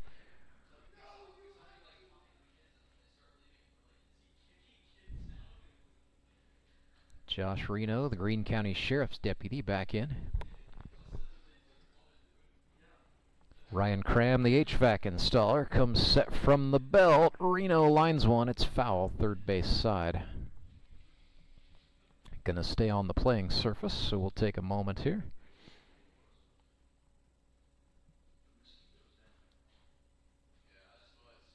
Nobody out, 1 runner on for Branson. Tie ball game 3-3. Breaking ball swung on, fouled off, and Reno stays in.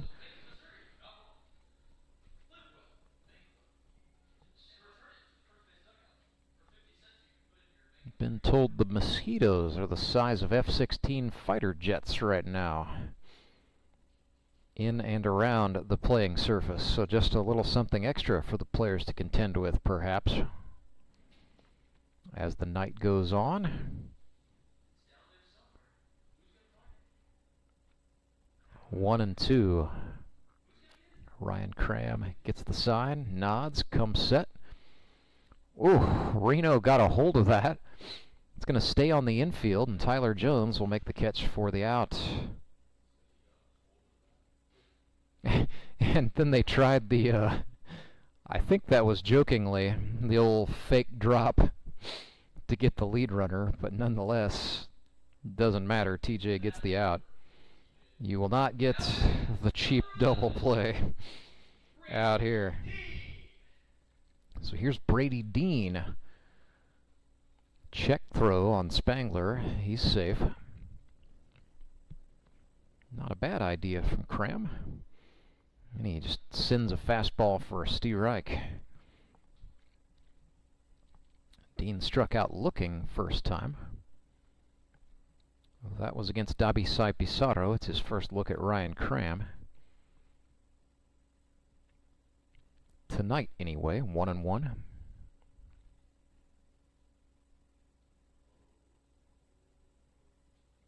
Dean fouled that one back. Just caught the top of the net, and so it stays in.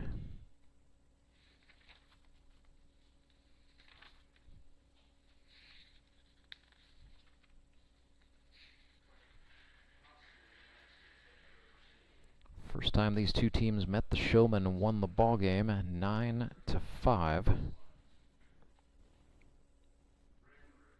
That was week 2. Or check that, the Suckers won the ball game 9-5.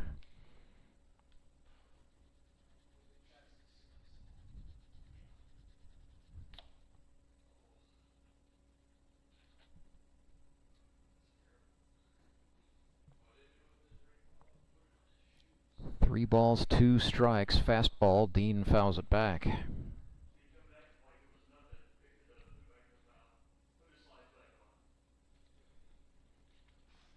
Brady Dean 0 for 1 lifetime against Ryan Cram, who sets up, fires home, inside out swing, fouls it off.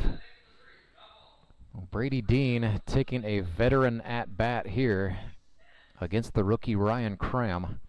This will be the 3rd payoff pitch of the appearance, number 8 of the sequence. Cram fastball, he walked him. That is inside. Brady Dean draws a walk. So he is now aboard for Carter Rennie, who bats here. Runners on first and second, 1 out. Rennie has reached on an error and grounded out to the second baseman. Golden opportunity for Carter. And we are going to see a move. Well, what are we seeing here? Clay Odell, the Nixa first baseman, went over. I think he went and got a new glove. That's an interesting interlude. I wonder if he broke a lace. So Clay Odell has a new glove. He sets up, and Rennie swung and missed at strike 1.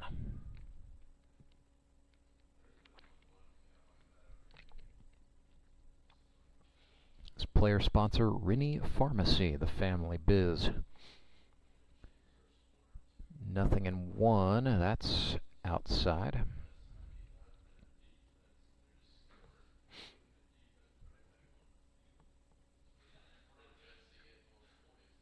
Chopper, this is up the middle. Tyler Jones, the second baseman, with it to Pizarro for 1. Throw ended up in Clay Odell's new glove, but it's not in a location where he could step on the bag and get the speedster Carter Rennie. And so it'll go down as a fielder's choice, 4-6. And so that sets up first and third, 2 outs.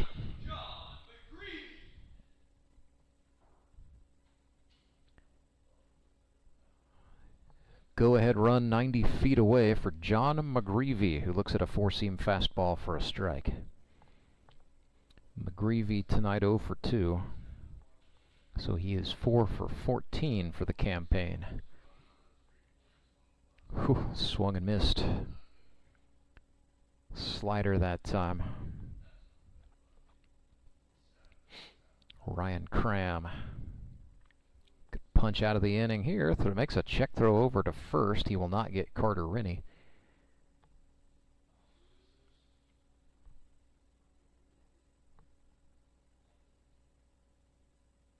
Another check throw.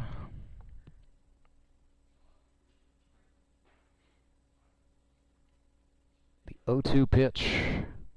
Fastball grounded to short. Pizarro, they're going to set it up at second base. Tyler Jones steps on the bag, and that will get the Nixa Suckers out of the inning. We stay tied. 3-3 after 5. We head to the 6th. It is Grip and Rip Baseball, live and free on YouTube.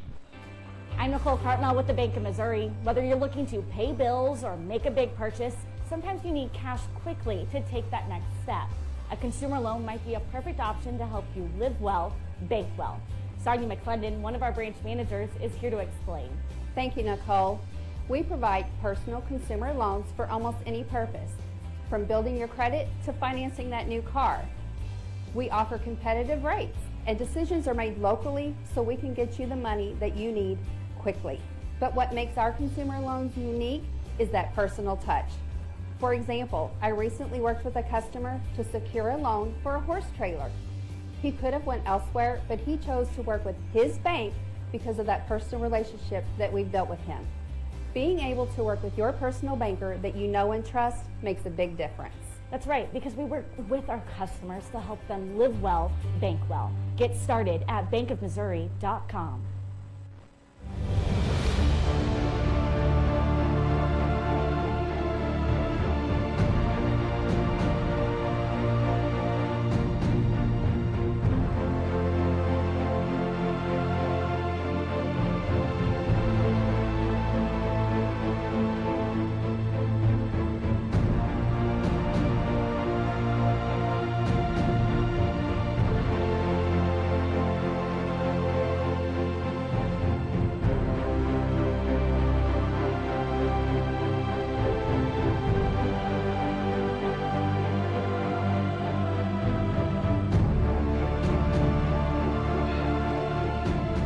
Courtney Spitz comes up for the Suckers in a tie ball game, top of the 6th.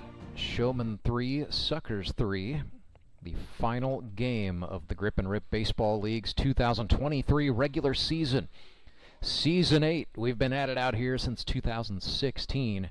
U.S. Baseball Park home to this 6-team Grip and Rip Baseball League, the finest amateur wood bat baseball league in the Midwest. Courtney Spitz falling behind Tyler Abma, 0-2 after that foul ball. It'll be Spitz, Pizarro, and Cram for the Fish this inning.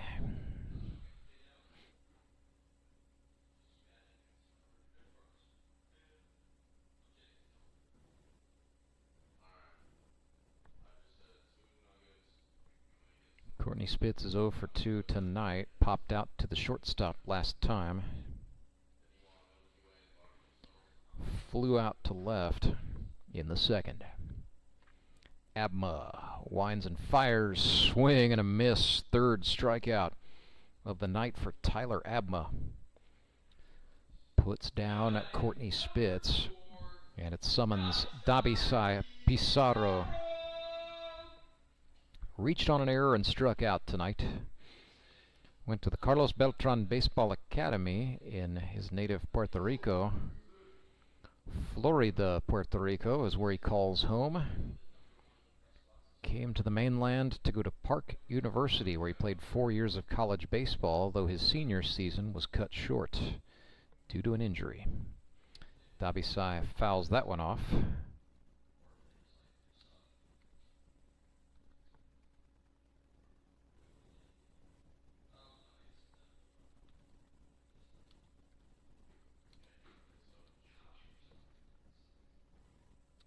Swing and a miss there. Back-to-back strikeouts for Tyler Abma. Don't look now, but he is dealing. Ryan Cram comes to scratch for the Suckers. He's the pitcher. It'll be decision time for Courtney Spitz. Managerially speaking, does he stick with Ryan Cram in the bottom of the 6th? I have not seen a reliever get warm whatsoever for Nixa, lending me to believe he's either got somebody who can be ready without much of a lead-up, or Ryan Cram is going to have the ball and get the 3+ inning designation tonight. That would be the first in his career. 1-1 pitch from Tyler Abma, swung on and lifted. Well, this is the last day of the regular season, but things are just heating up. The GRBL playoffs start next Sunday, October the 8th at high noon. It will be the number 3 seeded Republic Locos taking on either the Ozark Mountain Ducks or these Branson Showmen. Then at 3 p.m., the Springfield Metropolitans are going to get the 4 seed. And so they will play the 5 seed. Again, it will be either the Ozark Mountain Ducks or these Branson Showmen. Down on strikes goes Ryan Cram. Tyler Abma just struck out the side. He's got 5 Ks in 2 innings. And I got a feeling business is just getting started for Tyler Abma. I'm Nicole Cartmel with the Bank of Missouri. Whether you're looking to pay bills or make a big purchase, sometimes you need cash quickly to take that next step. A consumer loan might be a perfect option to help you live well, bank well. Sonia McClendon, one of our branch managers, is here to explain. Thank you, Nicole. We provide personal consumer loans for almost any purpose, from building your credit to financing that new car. We offer competitive rates, and decisions are made locally so we can get you the money that you need quickly. But what makes our consumer loans unique is that personal touch. For example, I recently worked with a customer to secure a loan for a horse trailer. He could have went elsewhere, but he chose to work with his bank because of that personal relationship that we've built with him. Being able to work with your personal banker that you know and trust makes a big difference. That's right, because we work with our customers to help them live well, bank well. Get started at bankofmissouri.com.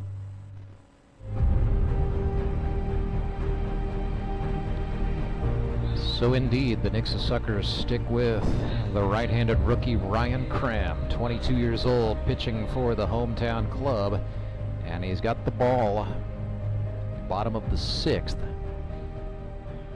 Tie ball game 3-3. Branson Showmen, Nixa Suckers knotted up, and for the first time in his GRBL career, Ryan Cram gets the 3+ inning designation as a pitcher. So in grip and rip baseball, pitchers normally limited to a max of 3 innings per ball game. However, each club is allowed to designate one pitcher for the 3+ tag, and that pitcher may throw a maximum of 5 innings. So as Ryan Cram starts his 4th inning of work, his mission is to continue getting as many Showmen out until he hits the max. Jacob Karlson puts one high in the air into left. Alex Locke tracked it and made the catch. Dropped to a knee in doing so, as that ball had some tailing action on it as it fell. Nonetheless, it ends up in his glove, and Karlson is retired for the out. Gerad Fox due up here. And yes, indeed, there he is, number 14. 0 for 2 tonight, so he's 11 for 22. The batting average has fallen to .500 for Gerad Fox here in 2023.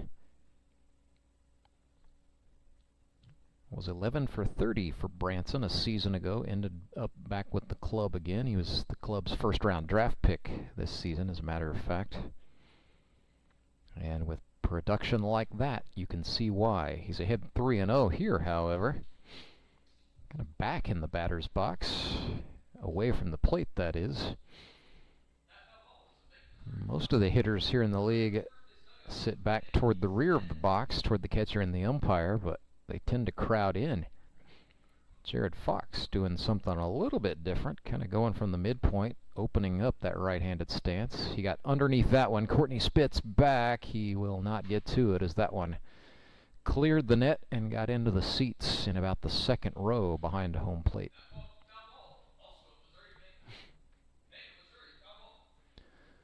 So 3 balls and 2 strikes.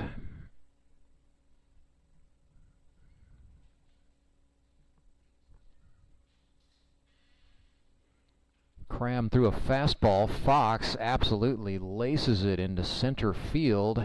He's going to be stopped before he can go for 2. Nice hustle out there in center field. That's Ben Wade out there in center for the Suckers. So Gerad Fox with the base hit. 12 for the season. Showmen are going to courtesy run for the catcher. And Toby Yorks is the batter. He popped that one back. 0-1. So Toby is 2 for 7.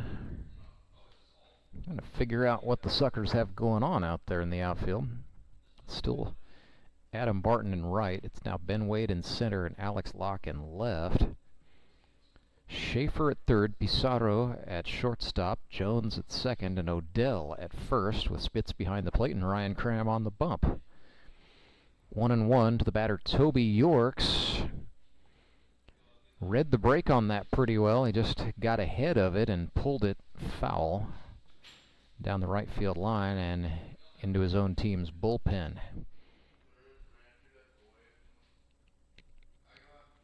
Ball and 2 strikes for Yorks. Fastball did not connect on the inner half for Ryan Cram. Touches his chest, accepting responsibility for the miss, so it's 2-2.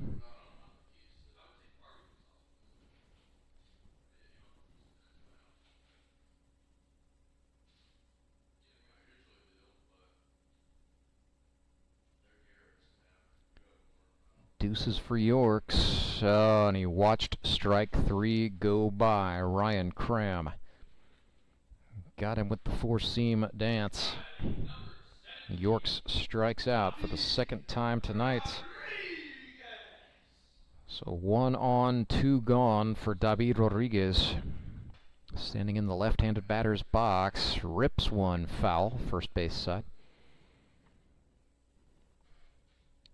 David 0 for 1 with a walk tonight.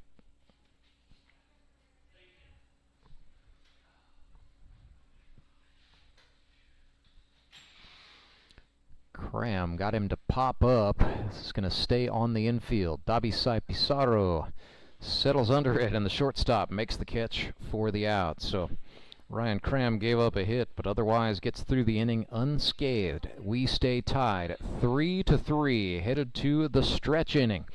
It's Grip and Rip Baseball, live and free, right here on YouTube. Acme Towing Company. That's too far away. Let Henry's do it. Nah, we're ready to close. Let Henry's do it. Henry's is ready to take your call right now. From compacts to semis, Henry is here to help 24/7. Save yourself the hassle and make us your first call. Henry's gets there fast, offering multiple locations to serve the Ozarks. When you're stuck on the side of the road, make the right call. Let Henry do it. You know the meaning of dedication. The early mornings and the late nights spent pursuing your dream. The commitment and passion to turn those dreams into reality. That spirit of dedication is why Central Bank is always there, working behind the scenes, helping you navigate those twists and turns in your journey with solutions that are tailored to meet your business needs. Central Bank. We do business better.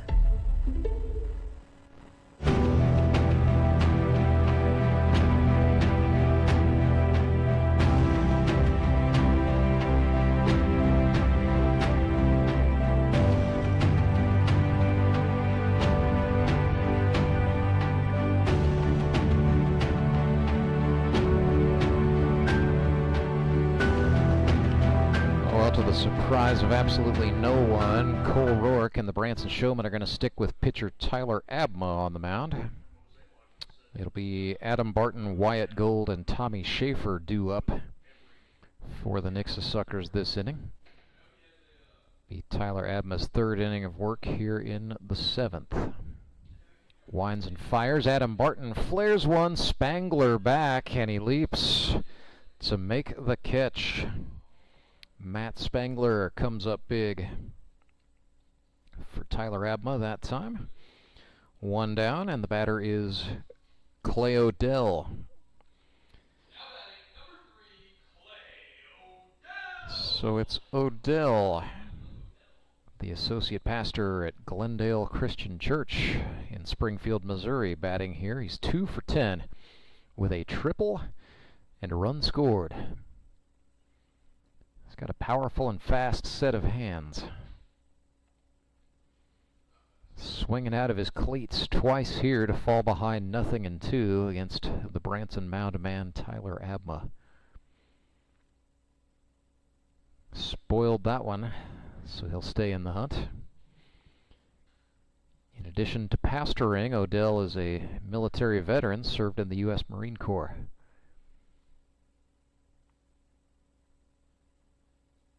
So another 0-2. Down on strikes he goes. Tyler Abma now has 6 tonight. Straight gas. And the batter is going to be Tommy Schaefer, number 12, playing third base now for the Suckers. Started off the game as the extra hitter, but getting that glove work in here in the middle part of this one. 0 for 2 tonight. Watched ball 1 go by. Swung at strike 2. Abma dialed it back with a changeup.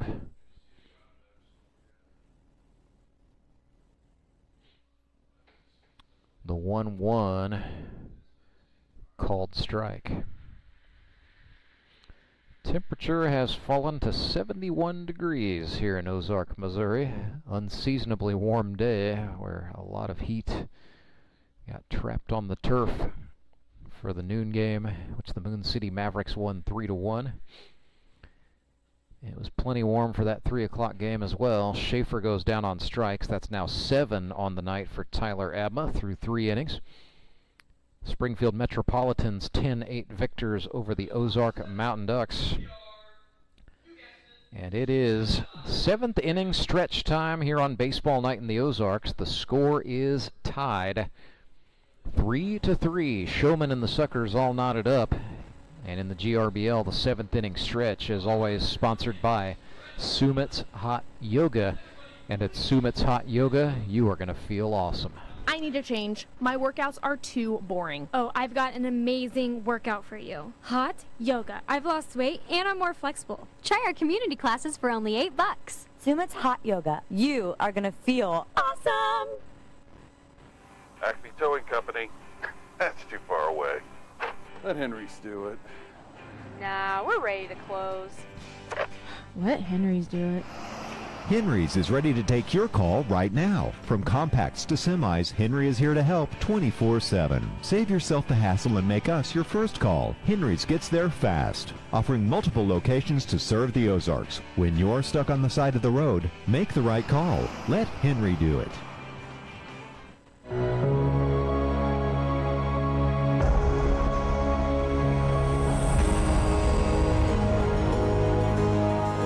Did the Warrior One pose during the Sumit's Hot Yoga 7th inning stretch. Just want you folks at home to know, even though you couldn't see it, I threw in a couple of sun salutations for you.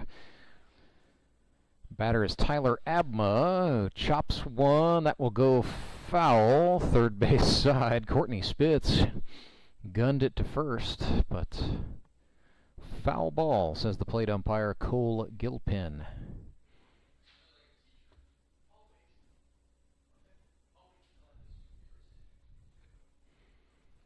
Tyler Abma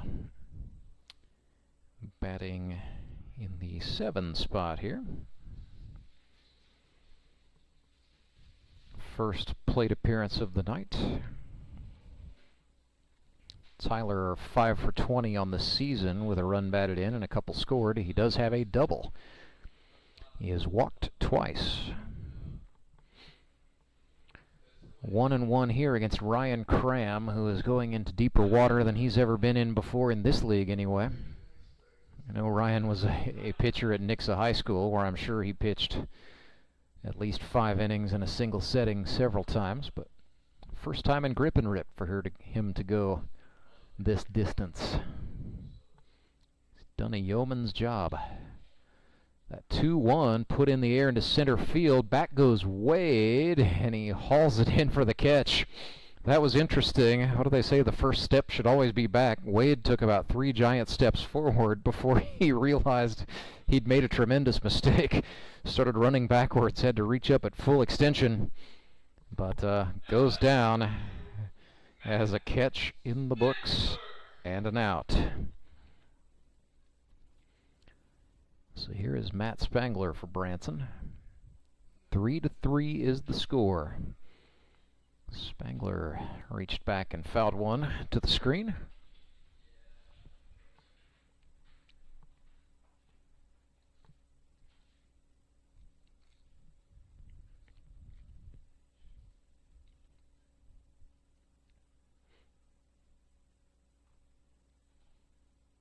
Nothing in 1 to the native of Enumclaw, Washington.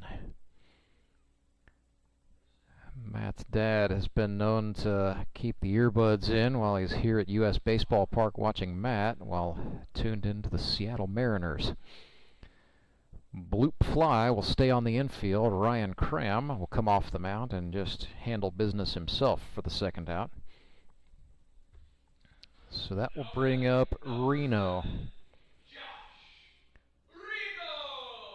Josh Reno now lives in Republic, Missouri. He's from Branson, actually, so playing for his hometown club here in the GRBL. First year. Bouncer to short. Pizarro charging in. The throw to Odell in time. Dabisai makes it a 1-2-3 inning for Ryan Cram. So that is 5 innings of work for Cram. He's going to have to come out of the game, at least on the pitcher's mound. But what a gem for Ryan Cram. 1 run allowed. It was unearned all the way back in the 3rd inning, and he's since managed to deal 4 scoreless innings, giving up just 1 hit the entire time. So a 5-inning 1-hitter for Ryan Cram that included 3 strikeouts and 1 walk. That is why we are all tied up 3-3. Cram did his part. He's going to have to give way to a reliever. Tyler Abma back out there for the Showmen when we come back. Acme Towing Company. That's too far away. Let Henry's do it. Nah, we're ready to close. Let Henry's do it. Henry's is ready to take your call right now. From compacts to semis, Henry is here to help 24/7. Save yourself the hassle and make us your first call. Henry's gets there fast, offering multiple locations to serve the Ozarks. When you're stuck on the side of the road, make the right call. Let Henry do it. Support local, give local. We hear it all the time, and when it comes to blood donation, there's an easy way to make sure your gift is being used in your community. Donors with Community Blood Center of the Ozarks provide every drop of blood, platelets, and convalescent plasma to patients in over 40 area hospitals. How do I know why that's important? Because my youngest daughter, Joselina, is alive today thanks to local blood donors. Find out how you can help at cbco.org. Local donors, local patients. That's the Community Blood Center of the Ozarks difference. Alex Locke bats for the Showmen. So I left my microphone open during the break. Whoops, hope I didn't say anything incriminating. Nothing in one to Locke as Abma deals. Swing and a miss for strike two. I think we were just talking about inning regulations. Should have been safe there. Hopefully you just heard ads and not a lot of back talk off mic. I promise I do this professionally. Down on strikes goes Locke at the hands of some professional grade pitching from Tyler Abma. He now has 8 strikeouts.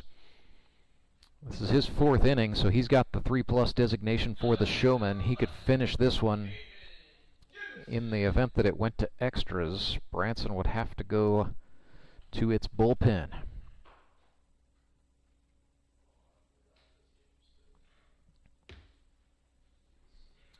Abma's first pitch to Hayden Gibson is low, ball 1.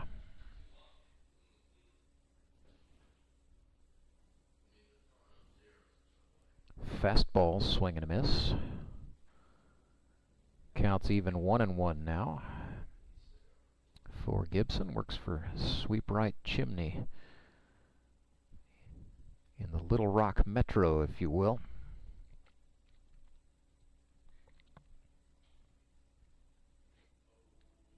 Top of the 8th, it's Branson Showman 3, Nixa Suckers 3. Hasn't been pretty at times, but this has actually settled into a pretty good fight between pitchers Tyler Abma and Ryan Cram. 2-2 to Gibson. Abma ran one in, so the count is full.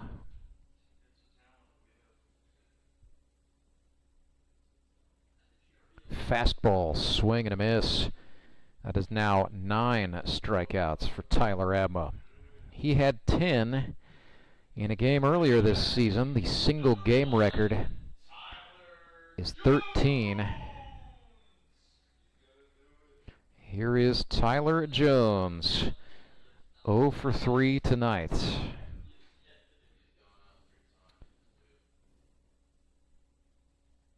Watched strike 1 dip in there from Abma. Tyler has been absolutely electric. Swing and a miss there as he took Jones upstairs. TJ, goodness gracious. Nothing in 2 from Tyler Abma. Fouls it back. So Tyler stays in the hunt. From University City, Missouri. Now a longtime resident of Springfield. And he's been with the Grip and Rip since it was founded in 2016. A wild pitch from Tyler Abma. I guess he is mortal. It's really the first mistake we've seen from Abma tonight.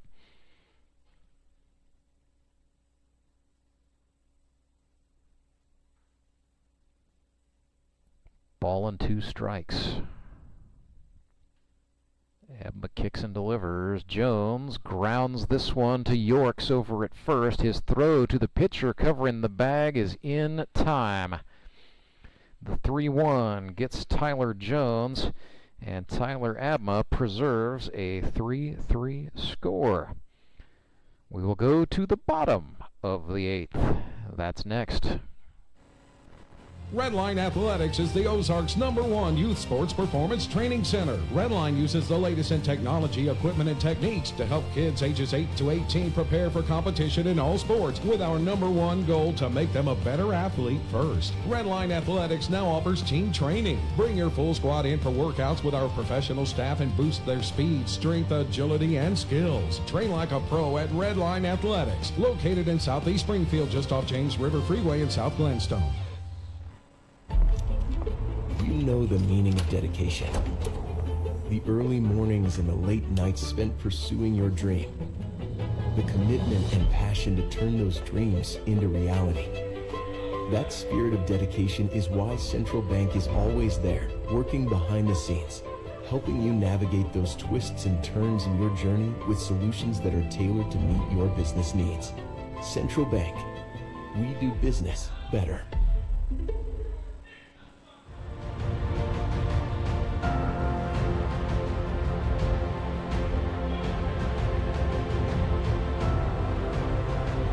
Ryan Cram went the distance, the most he could go.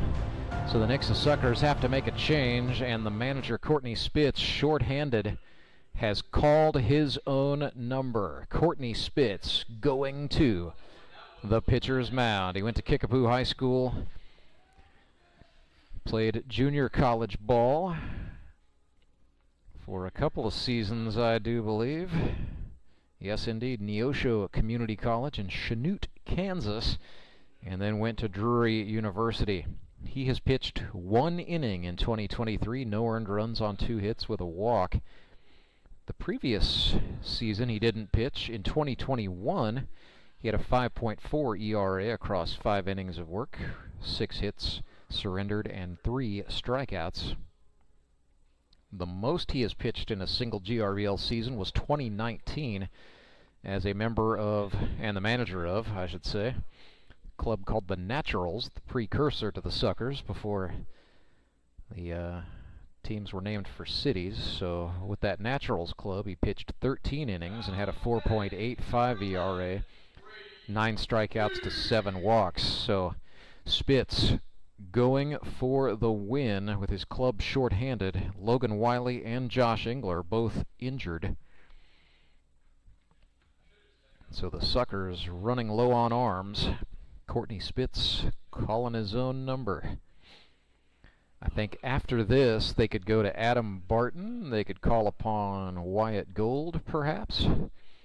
This is way up in the air. Tyler Jones, the second baseman, runs in and makes the grab, and then just does the old glove shovel back to his pitcher and manager to get the out. So Brady Dean is retired for out number 1 in the bottom of the 8th.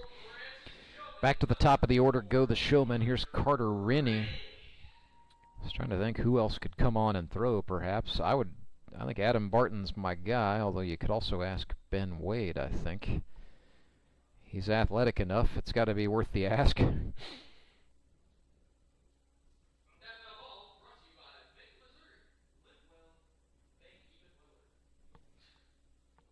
Nothing in 1 to Rennie. Spitz tried to bend 1. That's going to be called inside. 1-1 to the Showman shortstop. 5 hits on the season for Carter, who's 0 for 3 tonight. Reached on a fielder's choice in the 5th. Behind here, 1-2. Thing about Spitz, there's really no frills or distractions to the throwing motion. Just a rocker step, and then he comes downhill. Grounder to Pizarro. He had to hurry, but he put it right at the chest of the first baseman, Clay Odell. Dabi Sai Pizarro settles in, and he answers the bell for the second out of the 8th. Here's John McGreevy. The Orlando man 0 for 3 tonight, so 4 for 15 for the campaign. Woo! That one ran inside. McGreevy gets his shins clear, and it's 1-0.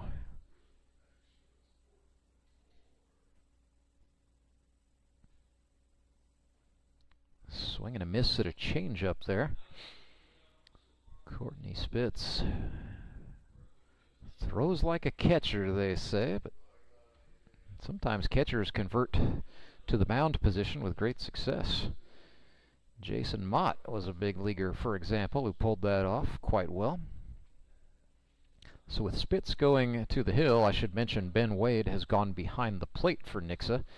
Ryan Cram back out there in center field. And other than that, the Nixa defense stays as it has been. Schaefer at third, Pizarro at short. Grounder that's going to get past Tommy Schaefer. John McGreevy's first base hit of the night comes at a big time. He's thinking about two, and he will get there standing up. It's a double down the left field line for John McGreevy. That two-out hit puts a man in scoring position for the Branson Showmen, and that is a go-ahead run on for Jacob Karlson. And this is the guy you want up if you're Branson. He's reached on an error tonight, otherwise 0 for 3. 10 hits in 7 games this season. This one's going to get up and through, up the middle and into center field. McGreevy going to go for it. Cram fires home. Throw got there, but it was offline, and it is 4 to 3 Showman. Jacob Karlson delivers in an absolute clutch moment. His 11th hit of the season drives in a go-ahead run in the 8th. So 4 to 3 for the Showmen, and it's not over yet as Jared Fox steps up.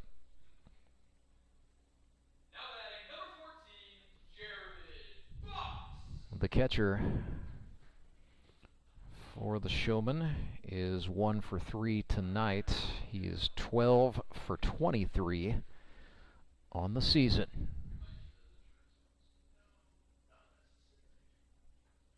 So 522 and counting, the batting average right now for G. Fox.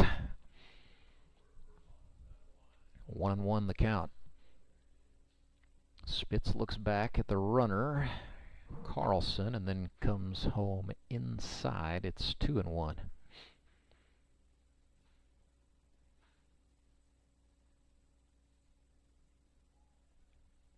And Spitz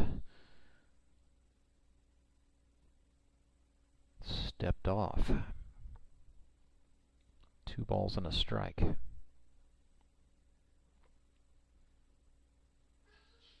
Fastball, no. 3-1.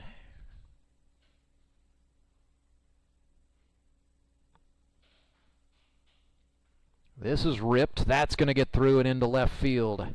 Lock up with it. Showmen are going to send Karlson. Play at the plate. No, he's safe, and it's 5 to 3 for the Purple People Eaters. RBI off the bat of Jared Fox. His 13th hit of the season proves very, very lucky.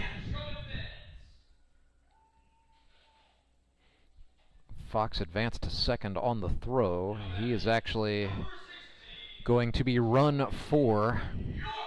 That's Calvin Dreyer coming off the bench to run for Fox.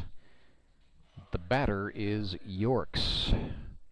So Toby 1 for 3 tonight with a double and a pair of strikeouts. His first look at Courtney Spitz's pitching in what's likely a very long time, if not the first time. I don't have the lifetime between the two. Courtney got him with a breaking ball there. So Toby down 0-2. Back into the box goes the Aquarist.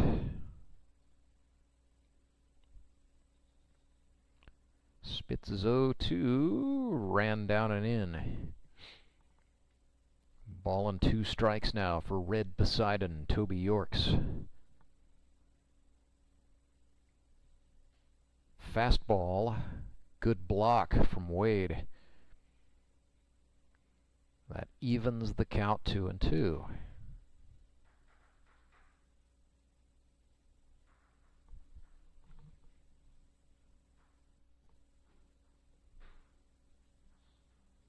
Yorks lifts this one into shallow left. Pizarro back, and the shortstop makes the catch to get the out. But the Showmen do some damage. RBI base hits from Jacob Karlson and Gerad Fox, all set up by a big two-out double off the bat of John McGreevy. It is 5-3. Showmen lead the Suckers, headed into the commercial-free ninth inning, brought to you by Central Bank of the Ozarks. At Central Bank Company, they've got strong roots and endless possibilities. Member FDIC. Acme Towing Company. That's too far away. Let Henry's do it. Nah, we're ready to close. Let Henry's do it. Henry's is ready to take your call right now. From compacts to semis, Henry is here to help 24/7. Save yourself the hassle and make us your first call. Henry's gets there fast, offering multiple locations to serve the Ozarks. When you're stuck on the side of the road, make the right call. Let Henry do it. You know the meaning of dedication. The early mornings and the late nights spent pursuing your dream. The commitment and passion to turn those dreams into reality. That spirit of dedication is why Central Bank is always there, working behind the scenes, helping you navigate those twists and turns in your journey with solutions that are tailored to meet your business needs. Central Bank. We do business better.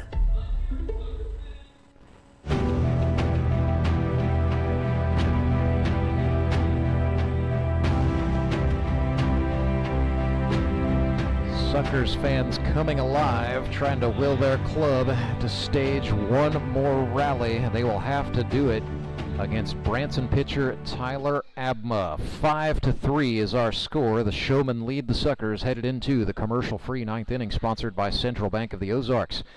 Abma's first pitch to Ben Wade, eye level, ball one. It'll be Wade, Spitz, and Pizarro for the Suckers. Down by 2. Oh my goodness. And the baseball bat came out of the hands of the batter Wade.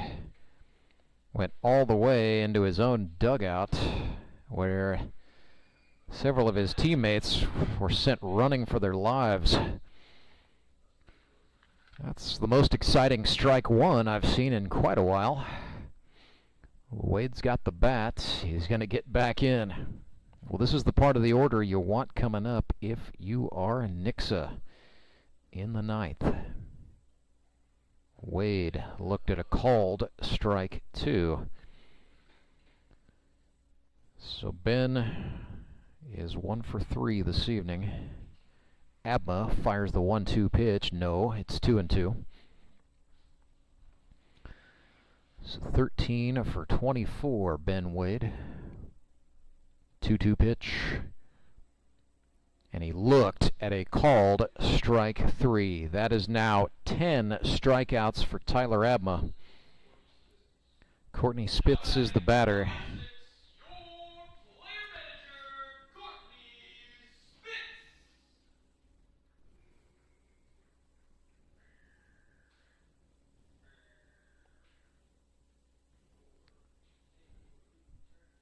First offering to Spitz is a ball down. Abma struck out 10 batters in a single game. That's now the second time he's done it. He did it week 4 against the Moon City Mavericks. Going for a personal best here, if nothing else. Ahead in the count, or even in the count rather, 1-1 with the Suckers catcher, now pitcher, Courtney Spitz, who fouls that one back. It's 1-2. Cord 0 for 3 on the night. 7 for 23 for the season. 2-strike pitch from Tyler Abma. Swung on and lifted foul. Headed toward the same location as the last one.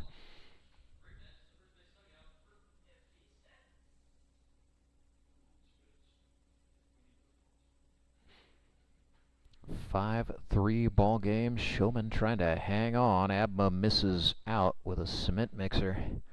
2-2.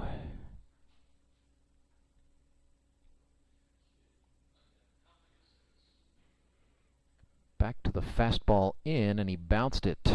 So now the count is full. 9th inning. All comes down to this, perhaps the final inning of the regular season. We will break down the entire playoff picture as soon as this one concludes. It's a called third strike looking. Spitz not happy with it. But the man in charge offers him a seat. 11 strikeouts in this game for Tyler Abma. Dabisai Pizarro, the last hope for the Fish.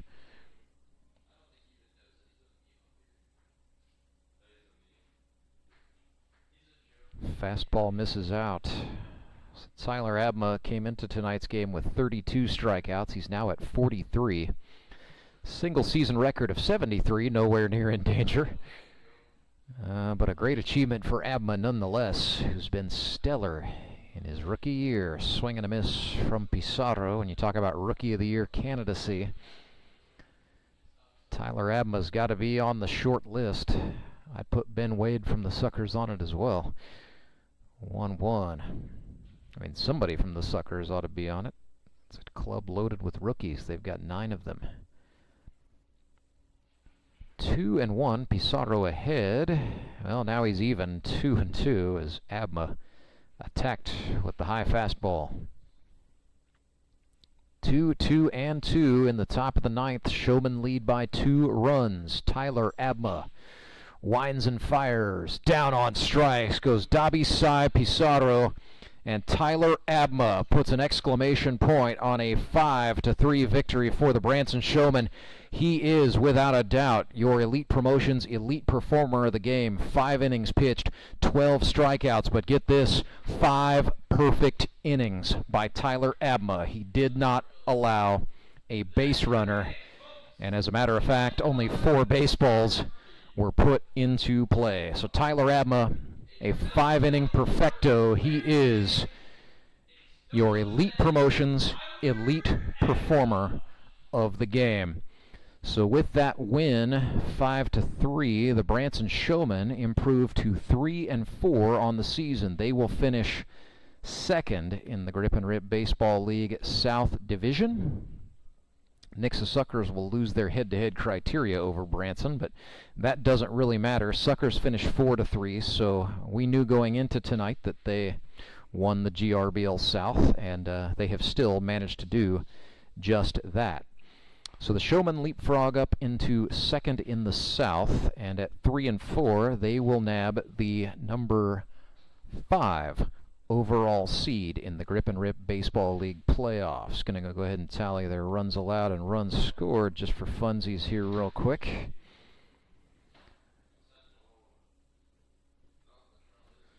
So the Branson Showmen are going to be the number 4 seed. Or check that, the number 5 seed. So they will play the 4th seeded Springfield Metropolitans. And that game will be at 3 o'clock next Sunday, October the 8th. Our noon game will be the 3 versus 6. That's going to be the Republic Locos, the 3 seed, taking on the 6th seeded Ozark Mountain Ducks. Nixa Suckers 4-3. They do hold head-to-head criteria over Moon City, who also finishes 4-3, and so Nixa has the number 1 seed in the playoffs. In spite of the setback tonight, their hope, of course, is going to be to get either Logan Wiley or Josh Engler or both of those men back from injury in time for Sunday, October the 15th. That's going to be the semifinals. Number 1 seeded Nixa will play an opponent to be determined at high noon, and then the Moon City Mavericks with the 2 seed will play an opponent to be determined at 3 o'clock. But the matchups for next Sunday are set. At high noon, it's the Republic Locos taking on the Ozark Mountain Ducks. At 3 o'clock, the Springfield Metropolitans play the Branson Showmen in the eliminators. 2 teams will advance to the semis, and for 2 clubs, the season will be done. We will talk things over with a couple of members of the victorious Branson Showmen as they get prepared to take on the Springfield Mets in the playoffs. That's next Sunday. Back in a moment, live from U.S. Baseball Park.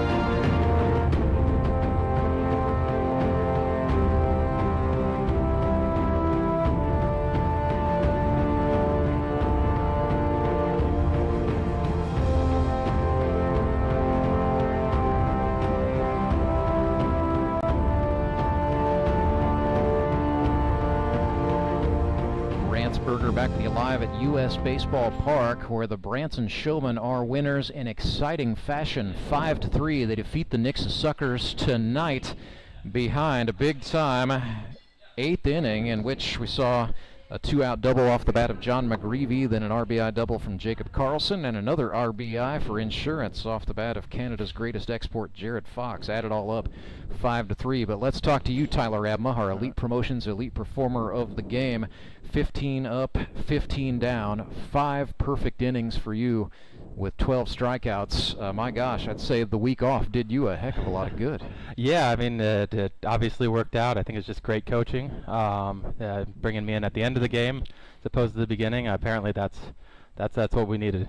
Have you ever, I mean, we've seen you throw a no-hit performance, but have you ever been, that's a perfecto in the GRBL. I mean, you can't do anything more than you just did. Yeah, I mean, I think that's definitely going to be the first perfect game that I've ever thrown in my career. I mean, granted, it's obviously only five innings, but I've always been a pretty heavy walk guy, but got that figured out. So lots more strikes, lots more swinging, and that's good. Struck out the side a couple times. Suckers got a few balls in play, but matter of fact, goodness gracious, Tyler Abma, nothing got into the outfield. So that Cole Rourke, I know you appreciate great pitching, being a pitcher yourself, but what can you say for the job and the shot in the arm the Branson Showmen got when Tyler Abma got in there and started to shove? Yeah, absolutely. I think our guys, they relax. They know, hey, there's going to be a lot of stuff that's in the zone. The walk hasn't been, a curse really. So there's going to be balls in play unless guys are swinging through it, and they swung through a lot tonight. So it's been good all year. You got a guy like Tyler, you're pretty comfortable handing the ball off to him whenever. So it was awesome. Not a football game or a soccer match or basketball, but kind of a tale of two halves, this one. A lot of mistakes and errors in the early going in this one, and then we settled into a duel between Tyler Abma and Nix's guy, Ryan Cram. How about the job of your guys just to stay the course, as Cram was shoving, and then to pounce on the opportunity late in the 8th? Yeah, I thought we had a lot of really good swings. It just, wouldn't bounce the right way until it did. But that's kind of our club. I think, we end up 3-4 now, but we could just as easily be 7-0 or 6-1, somewhere in there, which has been the story of the league this year. So it's really anybody can take it at any time. We've yet to play our best ball, and that was a glimpse, I think, through the last 5 of what we're capable of. Hopefully with more scoring too. But we got a lot of guys that can do a lot of things. So they're ready to win. They're hungry, and it's going to be a fun playoff run here. Yeah. So you guys are going to end up with the number. Let me make sure I say this correctly. You got the 5 seed in the playoffs. You will play the 4 seed Springfield Metropolitans. That's next Sunday at 3 o'clock. So, you've danced with the Mets once this season. That's a team that brings a lot of offense to the table. They got a 10-8 victory today. So, but hey, if you got a guy out there throwing perfectos, no big deal, right? Well, they've got a great lineup. All the way up and down. There's no easy outs in their squad. So that'll be a real tough matchup for our pitchers. But as long as we just stay in there, have good at bats, I think we'll be right there with them. We're ready for the playoffs and turn the page. Cole, you've been through it. I know, matter of fact, you've played for a championship team in 2019. How much of a factor is momentum this time of the year in October in this league? I think it's huge, but the main thing, rather than maybe momentum, is just a mentality. If we're going to be tougher than who we play, if we can keep the big innings to a minimum, minimize damage throughout, you've got a really good chance, because crazy stuff's going to happen. It's the GRBL, baby. So who knows what'll go on out there, but our guys are ready to go. Yeah, and then what can you say just for your guys overall in the season of up and downs, the long, short season that it is? How's morale with your club? How have your guys just held it together and backed each other at times? Yeah, we're very even throughout. We don't get guys that get too up or too down. We've stayed the course, and it's been, a long, short season, but I think everyone's had the understanding we're a really good club. It's just time to put it all together, and so that's what we're going to do next week, and go ring that bell, and that's the plan for everyone. So that's a fine plan, and it's playoff time. Branson Showmen will get the Springfield Metropolitans next Sunday at 3. Next Sunday at high noon here on the YouTube channel is where you need to be to see the Republic Locos taking on the Ozark Mountain Ducks in the 3 versus 6 game. Mavericks and Suckers will be idle for the week. We'll see them back here October 15th for the semifinals, and then Cole Rourke said he's planning to be there October 22nd, the Howard Bell Trophy Championship game. We may see Tyler Abma there as well. You guys have got a couple of wins to go out there and get first. So that's going to do it for us, for our director Derek Saiko and our executive producer Tony Lewis. Jeez, about made a major flub there. It's not been an error-free night for me either, guys. But I think he'd forgive you. My name's Rance Berger. I can at least get that part right. And for all of us here, thanks for a great regular season. We'll see you next Sunday in the playoffs. But until then, good night from Ozark, Missouri.